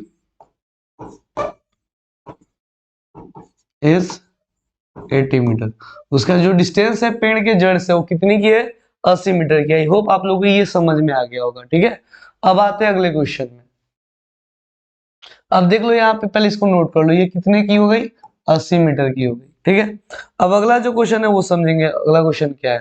ठीक है, अगला क्वेश्चन क्या कह रहेगा, how far did the bird fly in the mention time, यानी कि 2 सेकेंड में जो बर्ड है वो कितनी दूरी तय किया है उड़ करके। तो 2 सेकेंड में वो ए से कहा चला गया, डी चला गया है, यानी हमें निकालना है बी से ई की डिस्टेंस। वो कैसे निकलेगा, तो वो यहाँ पे हमें बीसी पता चल गया, ये भी डिस्टेंस कितने की है 80 मीटर की ही है, क्योंकि क्वेश्चन बोला है कि चिड़िया सेम हाइट पे उड़ रहा है, उसकी पोजीशन बदल गई है बट हाइट क्या है, सेम ही है, 80 मीटर ही है। अब इस केस में हमें क्या निकालना होगा, पहले सी निकालना होगा। क्या निकालना होगा, सी। और इस केस में जो एंगल है सी के हिसाब से वो कितने डिग्री की है, 30 डिग्री की है। कितनी की है, 30 डिग्री की है। तो अब आते हैं हम यहाँ पे, उसके हिसाब से हम निकालते हैं किसको, इसको कर लेते रेस।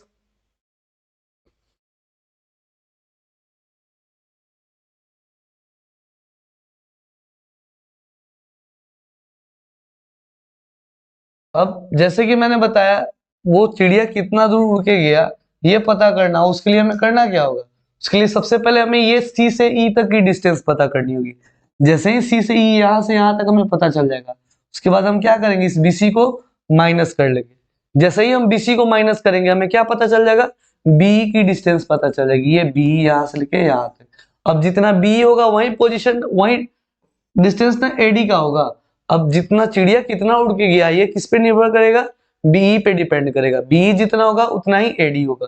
तो बी निकालने के लिए पहले हमें सी पता करना है। क्या पता करना है, सी, यानी जो मेरा यहाँ ट्रेंगल है वो सी डी है। क्या है, सी ई और डी है, ये मेरा कितना है 80 मीटर का है, ये वाला एंगल कितने का है 30 डिग्री का है, सामने वाला हो गया परपेंडिकुलर और ये क्या हो गया मेरा बेस। हमें इस सी को पता करना है। फिर से चलेंगे इन ट्रायंगल किसमें, ये 2 नंबर का क्वेश्चन है, किसका है 2 नंबर का, ठीक है। सी इन ट्रायंगल किस में चलेंगे सीडी में, सीडी में tan कितना डिग्री, फिर परपेंडिकुलर बेस की बात है तो tan 30 डिग्री यूज करेंगे ना।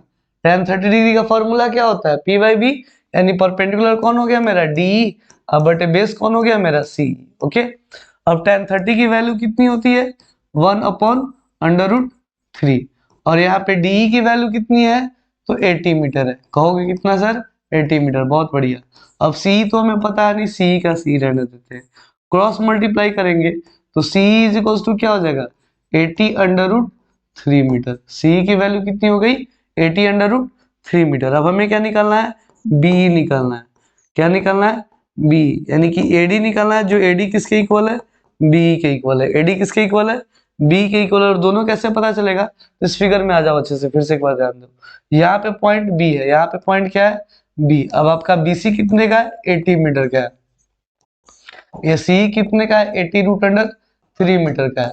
आपको निकालना है बी एडी, यानी कि बी, बी कैसे निकलेगा तो हम यहाँ पे करेंगे क्या बी सी में से, सॉरी यहाँ करेंगे क्या हम सी में से माइनस कर देंगे किसको बीसी को, सी में से किसको माइनस कर देंगे बीसी को। अब सी की वैल्यू कितनी है 80√3 मीटर और बी कितनी है 80 मीटर, इसको माइनस करेंगे तो क्या हो जाएगा 80 आ जाएगा ब्रैकेट में √3 माइनस का 1 मीटर। ये आपका डिस्टेंस हो गया जिस डिस्टेंस पे वो कौन चिड़िया उड़ रही थी।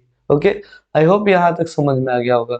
इसको एक बार फिर से अच्छे से देख लो, नहीं समझ में आ गया, नहीं समझ में आया होगा तो बताना जरूर। ओके, मुझे पूरा उम्मीद है कि समझ में आया होगा आप लोगों को, ठीक है। अब आते हैं अगले क्वेश्चन में। अगला जो क्वेश्चन है इसी का, और after hitting the tree how far did the ball travel in the sky when Kaushik saw the ball, ठीक है। कौशिक जब बॉल को देखता है तो कितना दूर उड़ा हुआ है, ठीक है। क्या पूछा जा रहा है हमसे, after hitting the tree how far did the ball travel in the sky when Kaushik saw the ball. तो कहने का मतलब बॉल को ट्री करने वाले हिट करने के बाद, आफ्टर हिटिंग द ट्री नहीं होगा, आफ्टर हिटिंग द बॉल होगा यहाँ पे, ठीक है।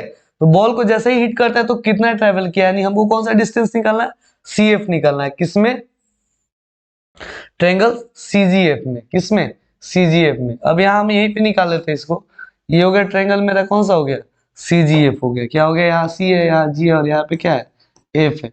बॉल भी सेम हाइट पे उड़ रहा है 80 मीटर की, और इसका जो एंगल है ओवरऑल एंगल जो है कितने की है 60 डिग्री की है, कितनी की है 60 की है। हमें पता करना है कि कितना डिस्टेंस ट्रेवल किया। तो बॉल यहाँ से हिट करने के बाद उड़ करके यहाँ तक गया है, तो बॉल के थ्रू जो डिस्टेंस ट्रेवल किया हुआ डिस्टेंस जो है वो किसके इक्वल है सी एफ के इक्वल है। तो इस ट्रायंगल में हम यहाँ ध्यान देंगे, इस 60 डिग्री के हिसाब से ये हो गया परपेंडिकुलर, ये बेस और ये हो गया हाइपोटेनस। तो P और H की जो रिलेशन होती है वो साइन थीटा में होती है, किसमें होती है इन ट्रायंगल CGF में। साइन कितना degree sine 60 degree is equals to हम कितना बाई कितना लिखेंगे GF बाई में क्या हो जाएगा तुम्हारा CF। अब साइन 60 की वैल्यू होती है √3/2 होता है, और यहाँ पे GF की वैल्यू कितनी है 80 मीटर, और वहीं पे आपको CF की वैल्यू नहीं पता है, यानी CF इज इक्वल्स टू क्या हो जाएगा 82 जा 160 बाई में √3 मीटर। अब इसका रेशनलाइजेशन करेंगे ना, जब भी डिनोमिनेटर में अंडर रूट वाला नंबर आ जाए तो रेशनलाइजेशन कर देते हैं, तो ये हो जाएगा 160√3 अब बटे में 3 मीटर। ओके, आई होप आपको ये वाला भी अच्छे से समझ में आ गया होगा। अब अगला क्वेश्चन है जिसको हम लोग को अच्छे से समझना है, ठीक है। इसको इरेज कर देते हैं, ठीक है। इसको देख लो, स्क्रीनशॉट लेना तो ले लो उस वाले पोर्शन का। मैं अभी सबका डिस्टेंस लिख दे रहा हूँ कि इसका डिस्टेंस क्या है, सो ठीक है।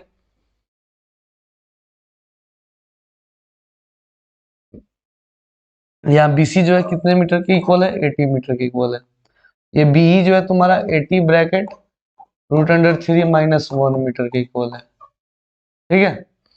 और पूरा BE कितने का, पूरा CE जो है वो कितने का है 80 √3 मीटर के बराबर है। पूरा CE यहाँ से लेकर के यहाँ तक का डिस्टेंस। ओके, ये तुम्हारा ये सी एफ पता चल ही गया। अगला क्वेश्चन जो है,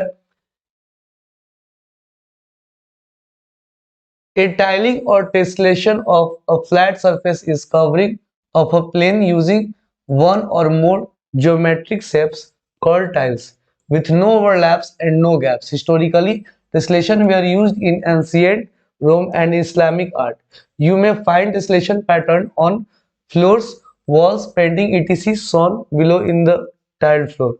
The archaeological museum of Seville made using square tiles वगैरह वगैरह वगैरह। देखो क्राफ्ट्समैन जो है ये फ्लोर के पैटर्न को इस हिसाब से बनाता है, ठीक है, कि वर्क एकदम एक्यूरेसी हो, ठीक है, और पैटर्न जो है वो कार्टेशियन प्लेन के हिसाब से डिजाइन करता है, ऑक्टागोन, स्क्वायर्स, ट्रायंगल्स, सब तरह के पैटर्न्स को फॉलो करता है। अब यहाँ पे सबकी पोजीशन दे दी गई हुई है, ठीक है, इस तरह से वो जिसमें ट्रायंगल भी दिख रहा है, स्क्वायर भी दिख रहा है, ट्रायंगल, स्क्वायर, ठीक है, स्क्वायर, ट्रायंगल, सब। ये वाला कौन सा है, 1 2 3, ये ऑक्टागोन है, ठीक है। सारे साइड्स का यूज करके वो क्या किया है, वो क्रिएट किया है किस चीज को, एक tiles floor and tiles flooring किया हुआ है, ठीक है। अब इस फिगर को इस्तेमाल करके हमको क्या करना है, पहले क्वेश्चन का जवाब देना है। What is the length of the line segment joining points B and F, B और एफ को ज्वाइन करने वाले जो लाइन सेगमेंट्स है उसकी डिस्टेंस क्या होगी। तो पहले बी की पोजीशन देख लेते हैं। बी एक्स का कौन सा लाइन है, पहला लाइन है, और वाई का कौन सा लाइन है, दूसरा लाइन है। तो इसकी कोऑर्डिनेट जो होगी 1,2 होगी। कितनी होगी, 1,2। बी की जो कोऑर्डिनेट है कितना है, 1, फिर उसके बाद में क्या पूछा जा रहा है हमसे, बी एंड एफ, एफ की कोऑर्डिनेट कितनी हो जाएगी, एक्स की कौन सा लाइन है, एक्स का -2 है, और वाई का कौन सा लाइन है, 9 है, -2,9 इसका हो गया। अब इसका डिस्टेंस निकालने का सबको फॉर्मूला पता है। इसका डिस्टेंस फॉर्मूला कैसे निकालते हैं, √x2 - x1 का whole square plus y2 - y1 का होल स्क्वायर। कहने का मतलब लैंग्वेज इतना लंबा चौड़ा दिया है, बट सॉल्यूशन बहुत ही आसान होता है इस सबका, ठीक है, बहुत इजीली आप निकाल सकते हो, बस क्वेश्चन समझ में आना चाहिए। तो जैसे बी एफ की डिस्टेंस निकालेंगे तो वही हो जाएगा x2 - x1। तो -2 से करेंगे किसको, -2 से करेंगे -1 को। फिर उसके बाद में y2 कितना है मेरा, 9 से माइनस करेंगे 2 का स्क्वायर, 9 से माइनस करेंगे 2 का होल स्क्वायर। अब यहाँ पे ये क्या हो जाएगा, -3 का स्क्वायर, फिर प्लस का क्या हो जाएगा यहाँ पे 7 का स्क्वायर। फिर यहाँ पे होता है क्या है, 3 का स्क्वायर हो जाता है 9, 7 का स्क्वायर हो जाता है 49। इसको ऐड करेंगे रूट अंडर क्या हो जाएगा, 58 हो जाएगा। ये आंसर आ गया किसका, बी एफ की डिस्टेंस का, ठीक है। अगला क्वेश्चन है, the centre Z of the figure will be the point of intersection of the diagonals of quadrilateral W X O P, then what are the coordinate of Z. कह रहा है का जेड जो है सेंटर पॉइंट है, if the center z of the figure will be the point of intersection of the diagonals of quadrilateral WXOP। अब इसको करते हैं थोड़ा इरेज, ये समझ में आ गया होगा आप लोगों को। इसको इरेज करते हैं पहले, WXOP की तरह पहले इसको मार्क करेंगे, ठीक है। WXOP, W आपका यहाँ पे है, X किधर है, X यहाँ पे, WXOP, ये क्वाड्रेटल है। X की कोऑर्डिनेट क्या है, -1, 0। W की कोऑर्डिनेट क्या है, -6, कौन सा लाइन 2 है, तो -6, 2 इसका कोऑर्डिनेट हो गया, -6, 2। O की कोऑर्डिनेट क्या है, 5, 9। O की कोऑर्डिनेट क्या है, 5, 9। और P की कोऑर्डिनेट क्या है आपका, 3, 11। कितना है, 3, 11। ओके, सबको कर लेते हैं ज्वाइन। ये हो गया, ये हो गया, ठीक है। अब यहाँ पे क्या रहेगा, center z of the figure will be the point of intersection of the diagonals of quadrilateral WXOP। z जो है, z इसमें कहीं गिवन है,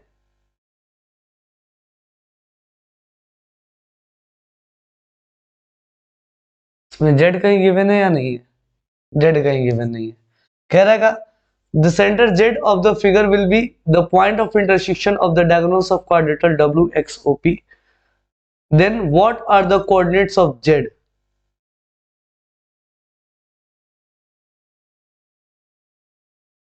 अब देखो z जो है इसकी पॉइंट ऑफ इंटरसेक्शन है, क्या है, अब इस फिगर को देख के बताओ, कहने का मतलब ये डब्ल्यू एक्स ओ पी जो फिगर जो यहाँ पे आपको दिख रहा है वो कैसा फिगर है ये बताओ पहले।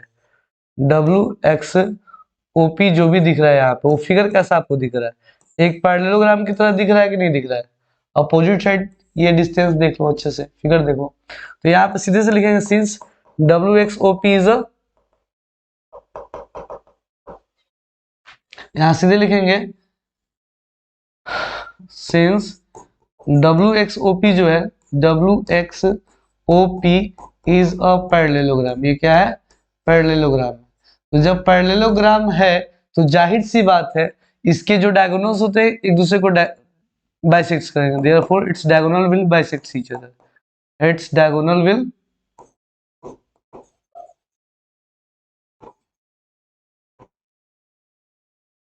बाइसेक्ट ईच अदर, एक दूसरे को क्या करेगा, बाइसेक्ट करेगा। अब जाहिर सी बात है जब बाइसेक्ट करेगा तो एक चीज बताओ, जेड कौन सा पॉइंट होगा, मिड पॉइंट होगा। तो therefore Z is the mid point of,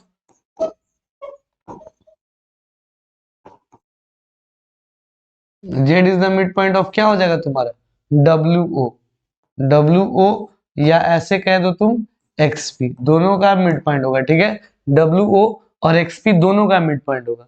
तो जेड की कोऑर्डिनेट निकालने के लिए कौन सा फॉर्मूला डालेंगे हम, मिड पॉइंट का फॉर्मूला डालेंगे, क्योंकि ये क्या है। तो coordinate of Z is equals to, coordinate of Z is equals to, formula क्या हो जाएगा, x1 plus x2 by 2 comma y1 plus y2 by 2। अब y1 और x1 की वैल्यू क्या है, जिससे अगर मान ली w के हिसाब से निकाल रहे हैं, x1 हो जाएगा -6, y1 हो जाएगा 2, x2 हो जाएगा 5, y2 हो जाएगा 9। आप लोग कर लोगे, हमें पता है, ठीक है। तो यहां से आपको क्या करना है, इसका मिड पॉइंट निकाल लेना, ओके। x1 यानी कि कितना हो जाएगा आपका, x1 हो जाएगा -6 प्लस x2 कितना हो जाएगा आपका 5, बाई में कितना 2, कुमा y1 कितना हो जाएगा आपका, y1 हो जाएगा 2 और ये हो जाएगा 9, 2 प्लस 9/2। अब कहने का मतलब इसको ऐड करेंगे तो 1/2 आएगा, यहाँ पे कितना हो जाएगा 11/2, ये जेड की कोऑर्डिनेट हो जाएगी, ओके। आई होप आप लोग को ये चीज समझ में आया होगा, ठीक है। अब फिगर को अच्छे से देखो, डब्ल्यू एक्स ओपी जो एक पैरेललोग्राम है और पैरेललोग्राम का डायगोनल जो होता है हमेशा बाइसेक्ट करता है, तो उस हिसाब से जेड जो होगा मिड पॉइंट होगा दोनों डायगोनल्स का। तो किसी एक डायगोनल के हिसाब से, जैसे मैंने डब्ल्यू ओ के हिसाब से निकाल दिया ओ का कोऑर्डिनेट, ठीक है, और एक्स पी दोनों का जो एक जेड होगा ना वो क्या होगा, पॉइंट ऑफ इंटरसेक्शन, यानी कि वो मिड पॉइंट होगा दोनों के हिसाब से, ठीक है। अब ये हो गया आपका कैलकुलेशन कंप्लीट। अब अगला क्वेश्चन जो है वो देखते हैं। देखो क्वेश्चन को सिर्फ समझना होता है, अगर आप समझ गए ना तो कहीं कोई दिक्कत नहीं हुआ, अगर नहीं समझ में आया तो फिर दिक्कत आएगा। ये समझने का ही खेल, अगर समझ में आया तो सब ठीक है, नहीं आया तो बहुत दिक्कत है, ठीक है। अब अगले क्वेश्चन को हम लोग देखते हैं। अगला third number question, what are the coordinates of the point y axis equidistant from A and G, A और जी से इक्विडिस्टेंट पे हो ऐसा y का कौन सा पॉइंट है। तो पहले a का जो कोऑर्डिनेट है वो देख लेते हैं, -2,2 है a का कोऑर्डिनेट, और g की कोऑर्डिनेट कितनी है ये देख लो, g की कोऑर्डिनेट है -4,7, माइनस का 4,7, ये g की कोऑर्डिनेट है। और y का कोई हमें पॉइंट लेना है, y का हमें कोई -2,2 है, -4,7 है। a जो है, a क्या है, -2,2 है, और g जो है -4,7 है। और कोई ऐसा पॉइंट है जो x एक्सिस y एक्सिस पे है, तो जब y एक्सिस पे हो तो कोऑर्डिनेट ज्योमेट्री जो हम पढ़ाए उसमें क्लियरली बताया है कि y एक्सिस के किसी भी पॉइंट को हम 0,y लेट करते हैं। क्या लेट करते हैं, 0,y, 0,y के ही फॉर्म में होता है। अब क्वेश्चन बोला है कि a और g इक्वी डिस्टेंस पे, a और g क्या है, इक्वी डिस्टेंस पे है। यहाँ पे सबसे पहले लिख देंगे let coordinate of p is 0, y, sorry, which is on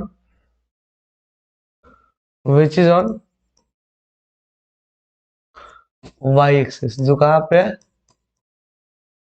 and equidistant from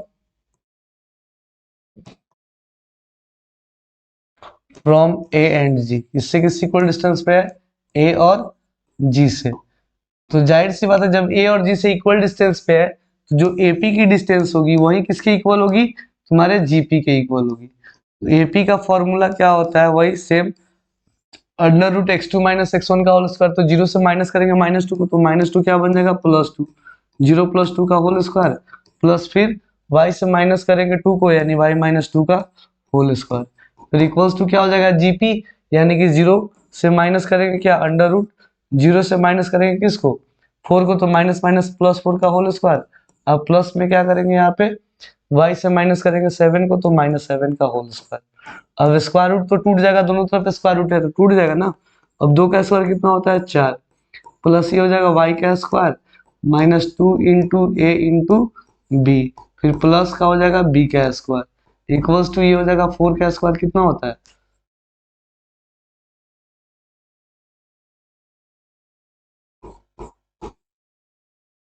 four का स्क्वायर होता है 16 प्लस वाई का स्क्वायर माइनस टू इंटू ए इंटू बी फिर प्लस बी का स्क्वायर। अब दोनों तरफ देखेंगे वाई स्क्वायर प्लस प्लस में दोनों तरफ कट गया, ये कैंसिल हो गया, टू का square four minus two two जा फोर वाई, फिर प्लस में फिर यहाँ पे टू का स्क्वायर होता है four equals to 16, seven two जा 14 माइनस 14 का वाई, फिर यहाँ पे हो जाएगा प्लस सेवन फोर जा सेवन का सेवन जा 49 हो जाएगा। ओके, अब यहाँ करेंगे क्या, माइनस फोर वाई, इस वाई को लेफ्ट बुलाएंगे तो प्लस का 14 वाई हो जाएगा इज इक्वल्स, इस दोनों को ऐड करेंगे 16 और 49 को कितना हो जाएगा 65, इन दोनों को ऐड करेंगे तो 8 माइनस का हो जाएगा 8।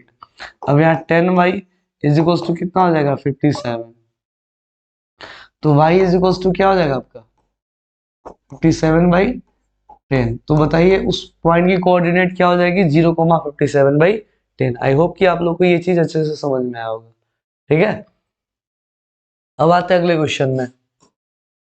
इसी का जो थर्ड और number, what is the area of trapezium A F G H. A F G H यहाँ पे ध्यान देंगे आप सभी को, ए एफ जी एच ये समझा दे रहा हूँ बनाना कैसे है, ए एफ जी एच।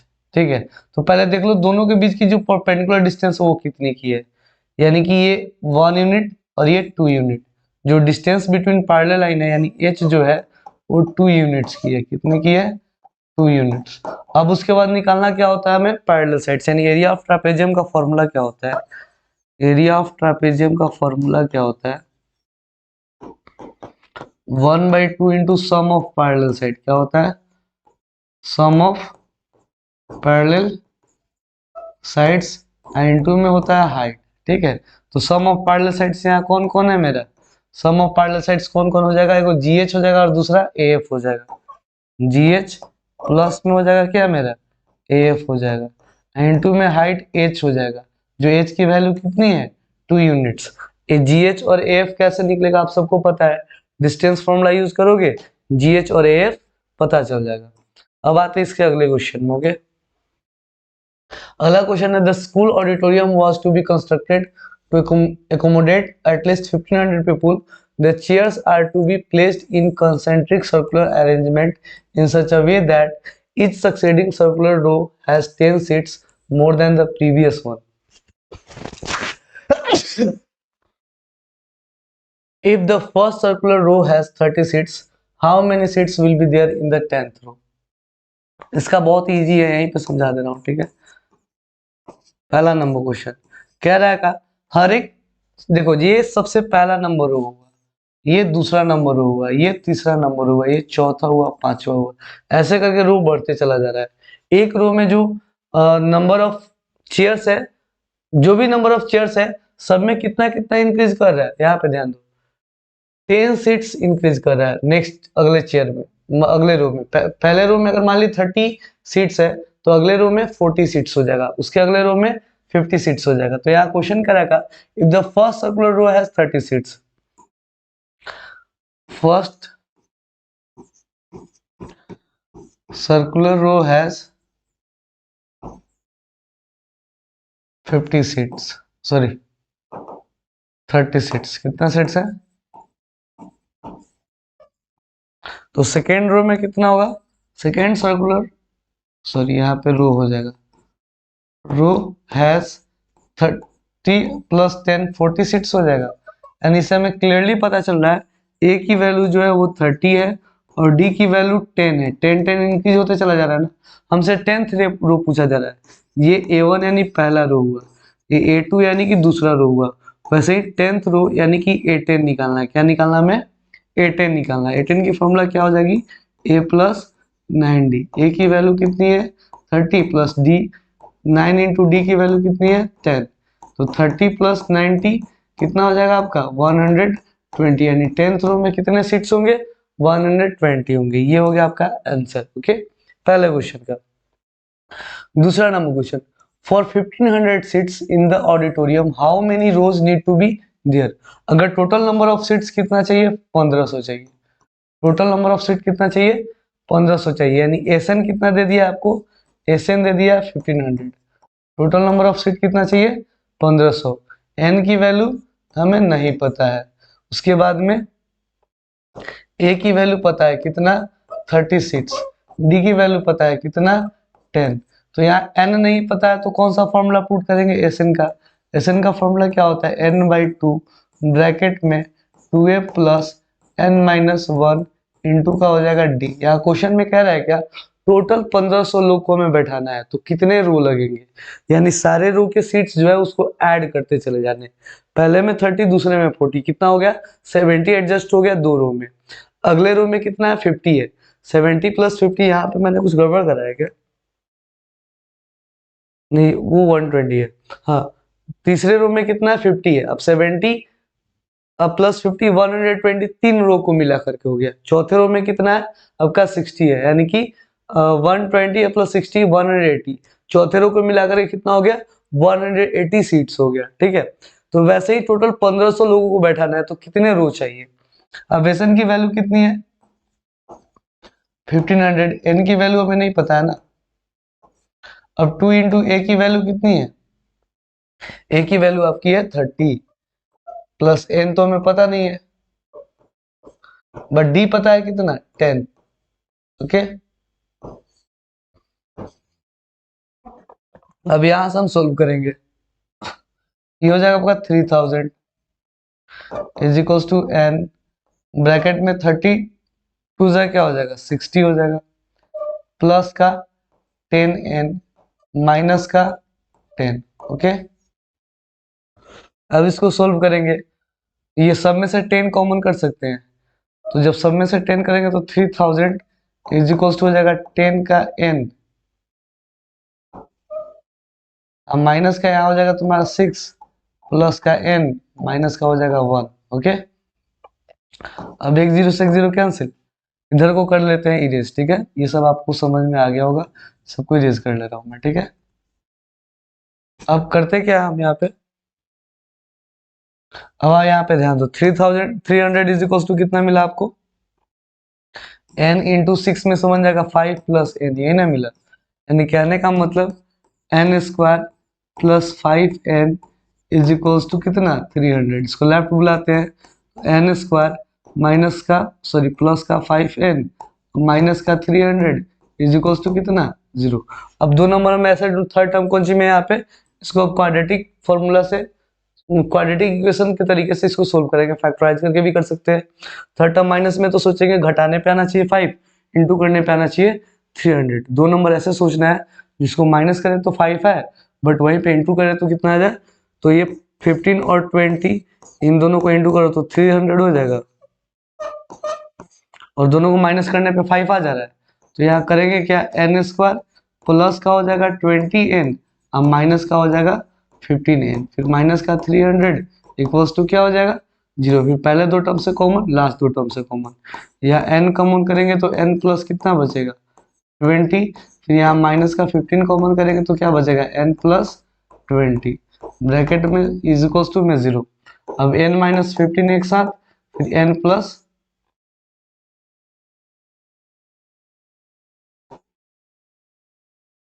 फिर n प्लस 20 एक साथ। ओके, अब करेंगे क्या? दोनों को एक एक बार 0 करेंगे तो n की वैल्यू एक 15 आएगा और n की वैल्यू एक माइनस का 20 आएगा, जो कि जो वैलिड नहीं है, ये नॉट वैलिड। ओके, तो आपको अब यहाँ आंसर कर देना है कि टोटल नंबर ऑफ सीट और रो कितने होंगे?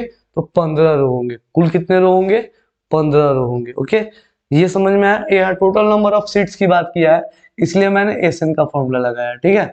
फिर करा if 1500 seats are be arranged in the auditorium how many seats are still left to be put after 10th रो। अब 1500 टोटल हमें सीट लगाना है, 10वें रो के बाद कितना सीट बच जाएगा हमें ये पता करना है। यानी टोटल नंबर ऑफ सीट्स कितने लगाने हैं 1500, लेकिन 10वें रो के बाद तो पहले 10 तक कितना अरेंज हो गया, जैसे कि पहले रो में, ये तो समझ में आ गया होगा, इसका आप स्क्रीनशॉट ले सकते हो। ओके, अब मैं इसको इरेज कर दे रहा हूँ, ठीक है।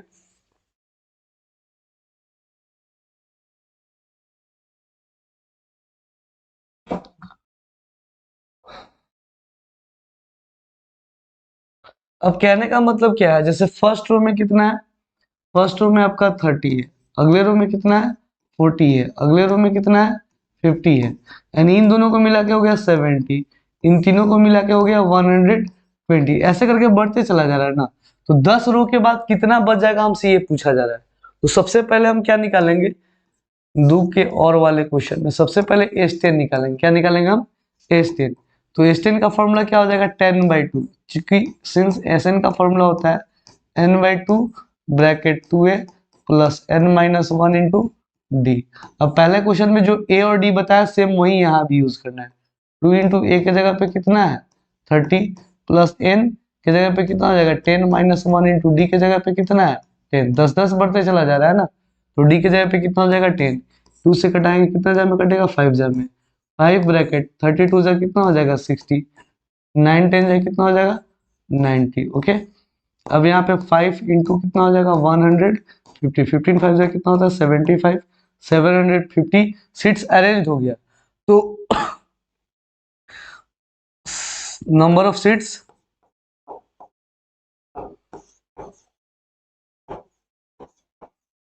लेफ्ट आफ्टर 10th रो, इसके लिए क्या करेंगे हम 1500 से माइनस कर लेंगे किसको 750 को, आंसर में कितना आएगा 750 ही आएगा। ओके, कोई दिक्कत, यहाँ तक आप लोगों को समझ में आया होगा उम्मीद करते हैं। थर्ड नंबर क्वेश्चन क्या करेगा, if there were 17 rows in the auditorium how many seats will be there in the middle row.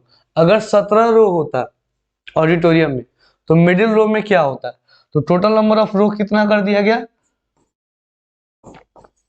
Total number of रो कितना हो गया इसमें 17 हो गया। तो मिडिल रो कौन सा हो जाएगा, तो middle row is equals to, middle row किसको बोलेंगे हम,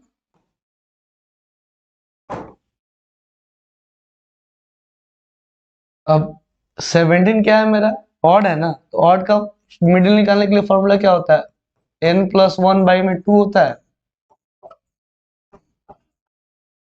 यानी कि 18 प्लस 2, 18/2 क्या हो जाएगा 19, 9th टर्म हो जाएगा। कौन सा टर्म हो जाएगा 9 टर्म, यानी हमें कैलकुलेट क्या करना है a9 का फॉर्मूला क्या होता है a प्लस 8d होता है। a की वैल्यू कितनी है यहाँ पे 30 प्लस 8 इंटू डी की वैल्यू कितनी है 10, 80 और 30 को ऐड करेंगे कितना हो जाएगा 110, यानी कि 9th रो में कितना, यानी मिडिल रो में कितना हो जाएगा 110 सीट्स हो जाएगा। ओके, आई होप यहाँ तक समझ में आ गया। अगले क्वेश्चन पे हम चलते हैं, क्वेश्चन नंबर 6 जो लास्ट क्वेश्चन है आज का। We all have seen the airplane flying in the sky but might have not thought of how they actually reach in the correct destination. Air traffic control ATC is a service provided by ground based air traffic controls who direct aircraft on the ground and through a given section of controlled airspace and can provide advisory services to aircraft. देखो starting में जो भी लिखा रहता है ना कथा कहानी लिखा हुआ रहता है, उससे हमको ज्यादा मतलब नहीं रहता है, उसके आगे की चीजों पर हमें ध्यान देना होता है।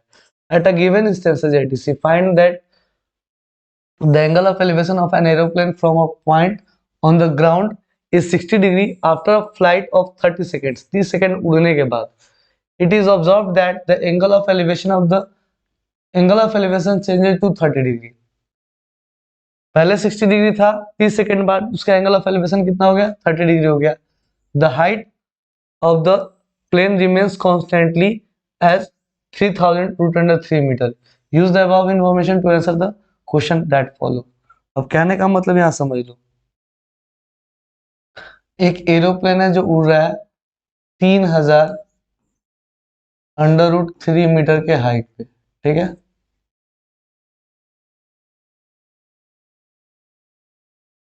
ठीक है, ग्राउंड का एक पॉइंट है जिससे ऑब्जर्व किया जाता है इस एरोप्लेन के हाइट एलिवेशन को 60 डिग्री पे, कितने पे, कुछ ही समय बाद ये 60 डिग्री से घट के कितना हो जा रहा है, 30 डिग्री।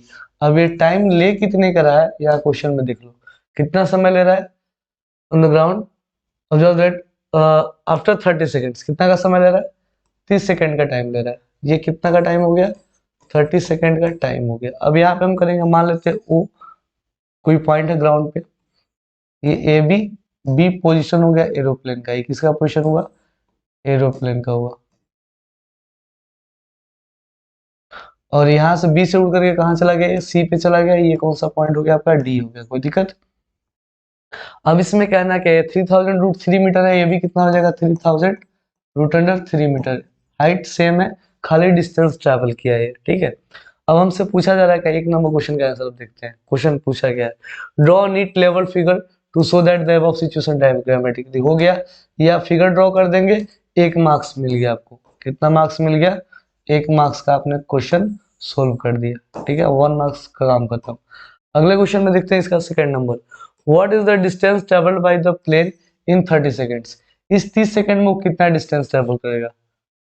तो कहने का मतलब इस 30 सेकंड में वो कितना डिस्टेंस ट्रेवल करेगा, यानी कि कहने का मतलब हमें एडी निकालना है। क्या निकालना है, एडी। एडी कैसे पता चलेगा, हम पूरे ओडी में से ओए माइनस कर दे, पूरे ओए को पूरे ओडी से माइनस करना होगा। तो यहाँ दो ट्रायंगल दिख रहे हैं हमको, पहला ट्रायंगल कौन सा, ये देखते हैं।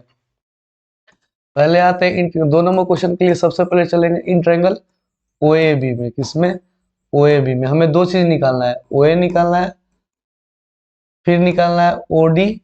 जैसे ही ये दोनों पता चलेगा तो फिर हम निकालेंगे क्या, एडी। एडी ही डिस्टेंस वो ट्रेवल किया है, तो ओ ए बी में कितना डिग्री है, 60 डिग्री। तो tan 60 डिग्री बराबर क्या हो जाएगा आपका, क्योंकि सामने वाला है परपेंडिकुलर, इसको हम क्या बोलेंगे, परपेंडिकुलर बोलेंगे, और इसको क्या बोलेंगे, हम बेस बोलेंगे। तो सामने वाला परपेंडिकुलर है ना, तो tan 60 degree is equal to क्या हो जाएगा आपका, ए बी हो जाएगा, ए बी बटे क्या हो जाएगा, ओ ए हो जाएगा। tan 60 की वैल्यू कितनी होती है, √3। ए बी की वैल्यू कितनी है, 3000√3 मीटर। अब बाई में ओ ए हमें नहीं पता है, अब क्रॉस मल्टीप्लाई करेंगे, बाई में कुछ नहीं तो 1 है। अब ओ ए इज इक्वल टू क्या हो जाएगा, 3000√3, अब बटे में √3 मीटर, ये √3 डिवाइड में चला कट गया, यानी ओ ए की वैल्यू हो गई 3000 मीटर। कितनी हो गई, 3000 मीटर ओ ए की वैल्यू। अब आते हैं हम लोग किसको निकालते हैं, इन ट्रायंगल ओसीडी में, इन ट्रायंगल ओसीडी में। ओसीडी में फिर tan कितना डिग्री है, इसमें है tan आपका 30 डिग्री। तो tan 30 degree is equal to क्या हो जाएगा, आपका हो जाएगा सी डी, अब बटे में हो जाएगा ओ डी। अब सी डी कितना, tan 30 की वैल्यू होती है 1/√3, सी डी आपका कितना हो जाएगा 3000√3, अब बटे में ओ डी। अब कहने का मतलब यहाँ क्रॉस गुना करेंगे तो ओडी इज इक्वल टू कितना हो जाएगा आपका, √3 को गुना करेंगे तो यहाँ 9000 मीटर हो जाएगा सीधे, कितना हो जाएगा 9000 मीटर। अब हमसे पूछा जा रहा है एडी निकालना, हमें क्या निकालना है, एडी।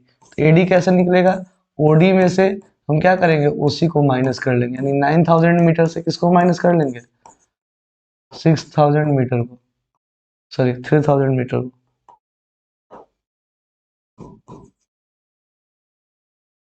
तो बताइए आपका आंसर कितना हो गया, 6000 मीटर। तो ये जो 30 सेकेंड की बात थी ना, उस 30 सेकेंड में कितना डिस्टेंस ट्रेवल किया आपका एरोप्लेन, तो आंसर आपका क्या हो जाएगा, 6000 मीटर। आई होप आप लोग को यहाँ तक समझ में जरूर आया होगा। अगले क्वेश्चन में आते हैं इसका second, keeping the height constant during the above flight it was observed that 15 √3 - 1 seconds the angle of elevation changed to 45 degree, how much is the distance travel in that duration, ठीक। What is the speed of the plane in kilometre per hour. सबसे पहले यहाँ अगला question है, keeping the height constant, height हमें same करना है।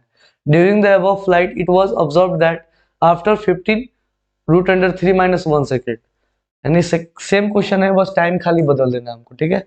Same question है, सिर्फ क्या बदल देना है, टाइम। ये आप लोगों को समझ में आ गया होगा, इसको इरेज कर लेते हैं, ठीक है। थर्ड, इसी के और में क्या करना है, कंडीशन सेम रखना है, खाली हमको टाइम चेंज कर देना है। क्या चेंज कर देना है, टाइम, ठीक है। यहाँ इरेजर यूज कर लेता हूँ मैं।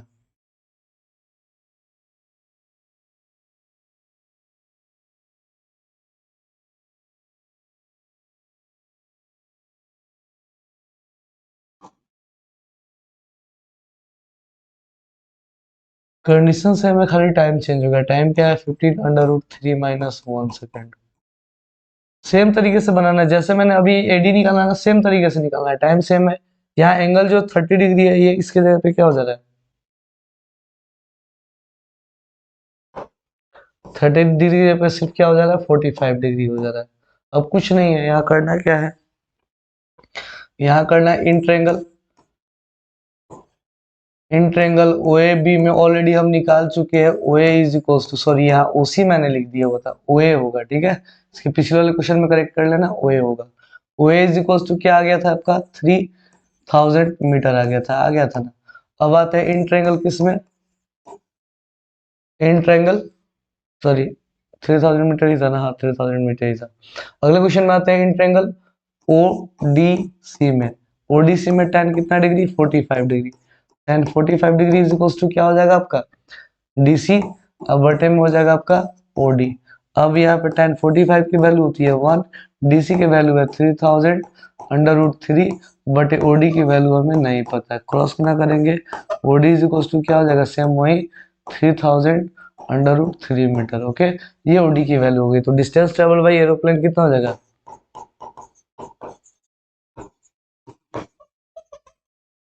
तो ये सेम माइनस कर लेंगे 3000। ये जो 3000 √3 है इसमें से हम किसको माइनस कर लेंगे 3000 को माइनस कर लेंगे। 3000 √3 मीटर, अब माइनस है कितना हो जाएगा आपका 3000 मीटर। इसको माइनस करेंगे तो क्या हो जाएगा 3000 √3 - 1 मीटर। ये आपका आंसर हो गया अगले क्वेश्चन का। उसके बाद नेक्स्ट जो क्वेश्चन है इसका, what is the speed of the plane in kilometre per our.